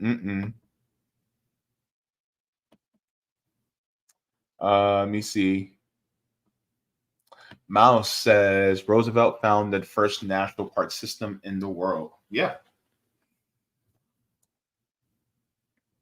It's funny how far they drifted away from Theodore Roosevelt and his conservationists type of mindset.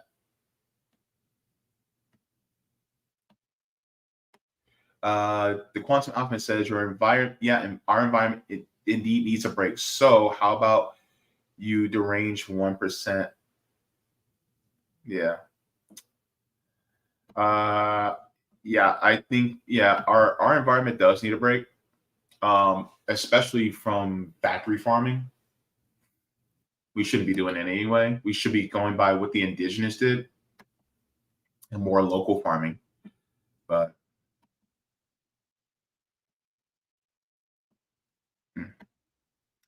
Old Crow says, at this point, it almost seems like the parties are working together. You think? Yep. Says, look at the backstory of the Republicans have given to Kamala. They say she's more liberal than Bernie, just lying. Yeah. It's the good cop, bad cop. To conservative voters, the Democrats are the bad cop, the Republicans are the good cop. To liberal voters, the Republicans are the bad cop, and the Democrats are the good cop. And they play off of the feelings and the fears of each other. That's all it is.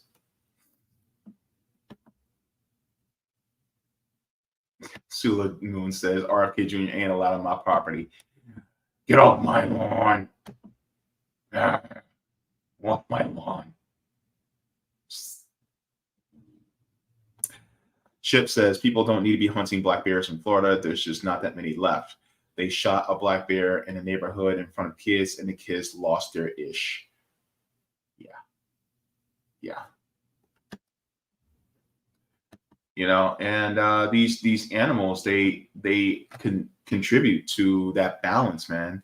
And if you destroy one, like for instance, I think we diminished the gray wolves in the United States so much that the population of deer and caribou and, you know, all these different other herd animals, they just exploded, right? But then on top of that, they eat a lot of what? Foliage, grass, trees, fruit. Guess what also gets eaten up? And that, guess what? That it disrupts the equilibrium. Baby goes hard in the paint, said land back now. Yeah, I agree. And people are like, well, if you give land back, then you know, what are you going to do? Well, I'm going to listen to the indigenous people and be like, all right, well, where can I go? And if you guys have a place for me, all right, fine. You know, I'll go there because your land was stolen from you and I want to honor that. It's not that hard, to be honest with you. And people be like, well, you're not going to have enough money to do it. Well, I mean, this is what the federal government is for, right?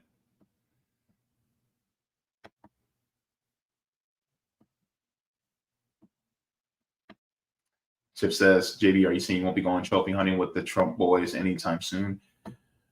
I honestly think trophy hunting should be illegal. I don't agree with it because you're killing animals for the sake of having them on your wall to take a picture with them. Yeah.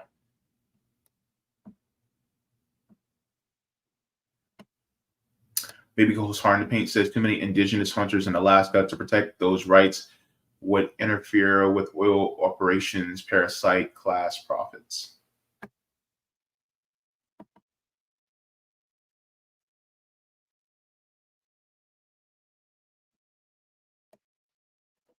Roger says, Governor Theo is from my county. We got statues, monuments, bars, raceways, shopping malls named after him. As kindergartners, we went to his estate, ate homemade pretzels and root beer. Oh, I haven't had a warm, fresh baked pretzel with some mustard in a long time. Roger, you got me thinking about pretzels and mustard. Oh, damn you, Roger. And my family's in Philly too. They got them Philadelphia pretzels. Ooh! The fresh baked pretzels with the mustard. The spicy brown mustard. Now that's something I want to go hunting for. And a cheesesteak sandwich. Peppers, onions, and mushrooms, please. Yes. Provolone cheese. Toast the bread. Let's check. Let's check on the Rumble side. Rumble was glitchy, a little bit glitchy earlier, but it is what it is.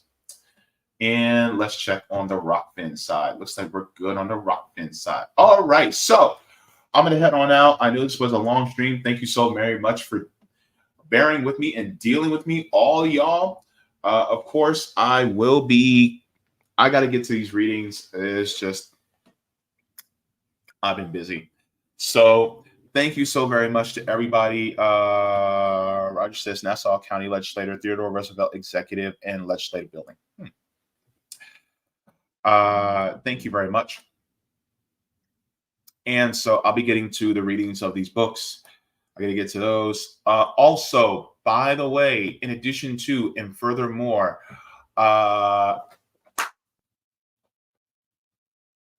we're continuing in the fundraising for our mutual aid operations here in Florida. So we're trying to raise $1,200 for grocery gift cards. So if you guys would like to, you guys can donate to Orlando RBN. I should have put that 2,000. But yes, we're raising, $2,000 for grocery gift cards. So if you guys would like to, you guys can donate at Orlando, $Orlando RBN.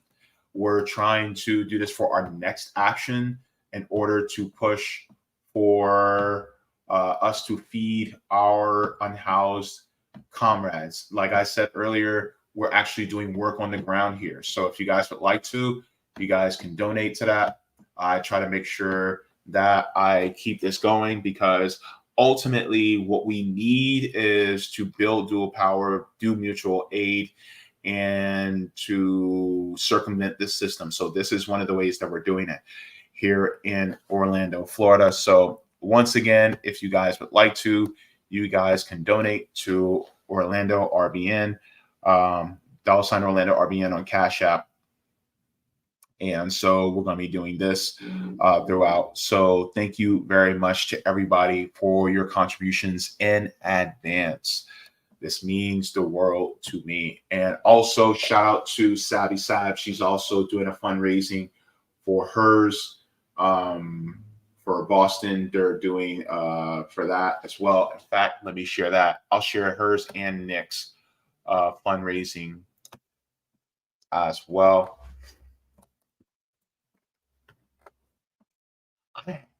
I only ate crackers today. That's why I'm so hungry. I only had some saltine crackers. Lordy Lord. JB. Jeez Louise, dude. You need to eat. Savvy, where you put it at?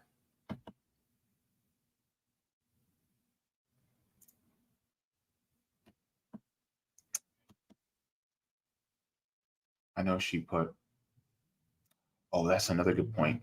Oh, I just remembered something. Oh, here we go. So I'm going to share this because I shared it on Sunday. But here is Savvy Sab's. Hers is back to school barbecue. So this is going to be this Sunday at 12 p.m. If you are in Boston, then it's going to be at the Bruce C. Bowling Municipal Building for first floor lobby at 2300 Washington Street in Roxbury, Massachusetts. So school supplies and giveaway with the barbecue. So right now she still has a goal of $2,000. If you would like to, then you can also contribute to her. I highly recommend it. She's doing mutual aid on the ground in Boston. And then I'll share with you guys Nick as well. And then also Rome is trying to get to Chicago. So there you go. And then let me see here.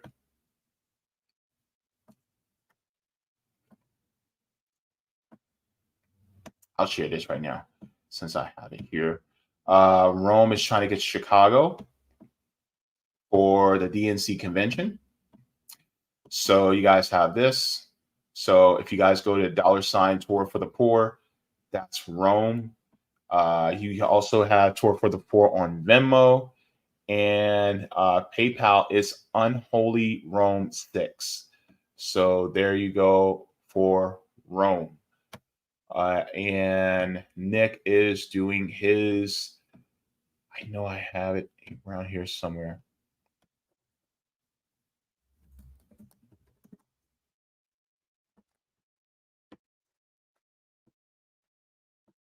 Let me see. I know he. Let me. You know what?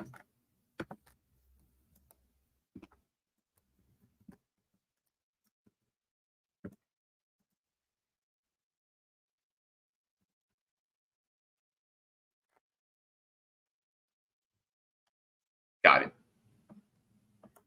All right. So here is Nick as well. He's doing a back to school. The difference though for his is also is going to be haircuts as well. So if you guys go to Venmo, all you guys got to do is go to Revolutionary Blackout on Venmo, and you guys can actually donate to his mutual aid. This going to be this weekend, this coming up weekend too. So back to school for the kids in Boston as well as in Kansas City for Nick and Savvy. So they're doing that as well. If you guys can contribute to that, then that would be awesome. So yes. All right. So with that being said, We're doing the damn thing here at RBN. I am so proud of us.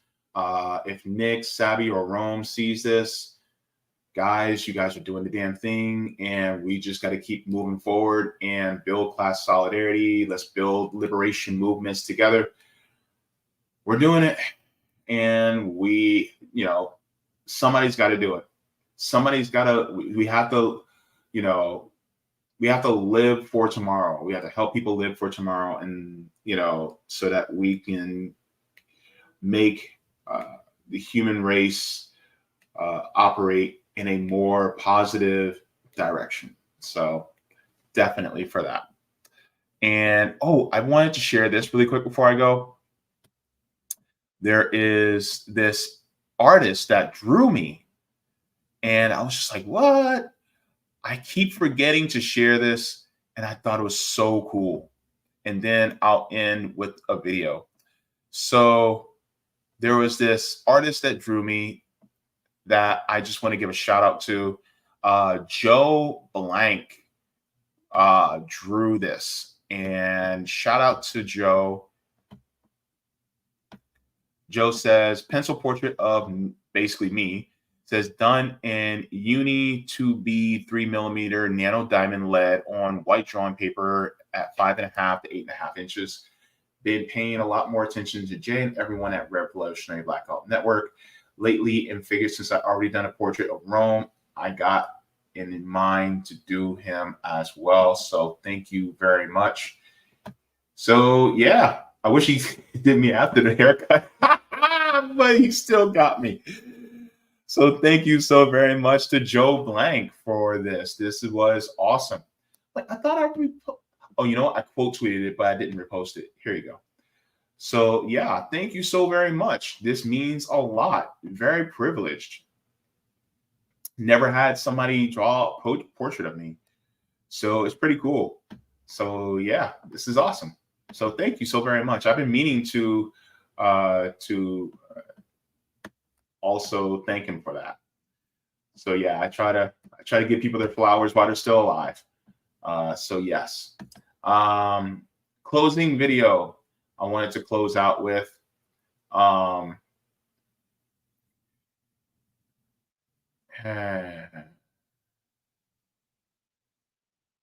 am I going to close out with? Yes. Here is a Palestinian that is speaking. So just to let you guys know, this guy I've been following for a while, and so he's pretty based. I want to get him on the channel so I can have an interview with him and just talk to him. But like I always say, water your plants, water yourselves. Leave the world better than you found it. Now, if you want to smoke them, if you got them, go ahead. You can do that. Drink them if you got them. You want to go ahead and do that. But do it responsibly. And if you can't smoke them or drink them, then watch something funny, because joy is revolutionary. It really is. And read, because reading is fundamental. Even if it's an audiobook, you got to listen to it. You're still reading. I love you for watching, and please take care of each other. Also, stand with the people who are oppressed, whether it's in Tigray, whether it's in Haiti, Palestine, Congo, Sudan. Stand with our Jewish brothers and sisters and siblings, like Jewish Voices for Peace. If not now, when? Stand with them as they stand for liberation. Shout out to all of the people who are Arab and Jewish who are fighting for liberation out there. You guys are doing the damn thing. Shout out to all the people who are fighting for Congo and Sudan and Haiti, who are fighting for them. And shout out to all you who are fighting for the Black people in this country, who are fighting for the people who are locked up and away in prisons because of our carceral system. Shout out to the reparations activists out there that are pushing for reparations for those of us who are American descendants of slaves. Shout out to the people who are fighting for reparations for the people in CARICOM for our brothers and sisters and brethren who are out there who need reparations from places like France and England. Shout out to all of you. Shout out to the white people who are also fighting against this system, who realize that this system serves none of us. And the only people it serves are the people at the top, who realize that white supremacy is a stain on humanity, and they also want us to be equal with them. Shout out to all you beautiful white people out there too. And shout out and happy birthday, late birthday, to both of my nephews, Tyler, Christian. I love you both very much, and I wish you both a very happy birthday and a happy early birthday to Taya. Baby, I love you, and you are my heart.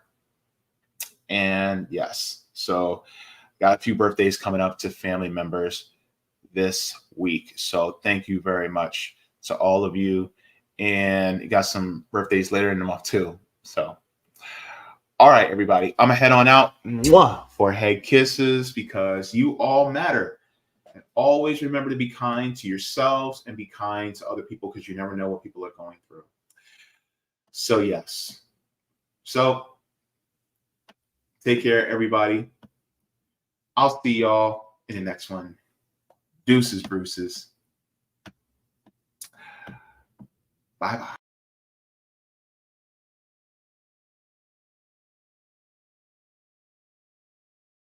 If you think Donald Trump is a better choice for the Palestinian people, you are wrong. Just watch this video. If anybody I know is Jewish, or if you love Israel and they would vote for Kamala over me, they should have their head examined. Look, she's been very, very bad to Israel, and she's been very bad to Jewish people. She's been very, very bad to Israel, and she's been very, very bad to Jewish people. Yani, what are you talking about? In support of Israel, Kamala was complicit in a genocide that has been going on for the past 10 months. Over 40,000 Palestinians have been killed, 70% of which are women and children. He is basically saying that is not enough. If he becomes president, I don't think Palestine will exist anymore. If you think about it, I gave them Golan Heights. I gave them the capital of Israel, Jerusalem. I even built the embassy. We gave them the Golan Heights. Donald Trump is admitting to helping Israel occupy the Golan Heights, which is a part of Syria. I gave them Jerusalem. Dude, he's going to give the West Bank next. He wanted to annex the West Bank. He's also going to give Gaza probably. Is Kamala bad? Yes. Is Trump worse? Yes. They're both crazy. And if I had to choose between Kamala and Trump, I would go with Kamala. Even she's crazy. She's still crazy. But thankfully, I don't even have to choose. And you don't either, because Dr. Jill Stein exists. Dr. Stein, someone who does not agree with war at all. Someone that will help the oppressed, will help Palestine, and will be good for the world in general. I am voting for Dr. Jill Stein. Who are you voting for? Thank you so very much for watching my channel, and I deeply appreciate it from the top and bottom of my heart. If you wish to support the channel further, so I can keep bringing you content that is educational and informative, you can become a patron on patreon.com/Jaybefaunt. You can find that link in the pinned comment or in the description below. No matter what you give, you'll be supporting independent media and education that helps make the world better. Thank you so much, and you can watch more of my content here. Mwah. More head kisses, and have a beautiful day.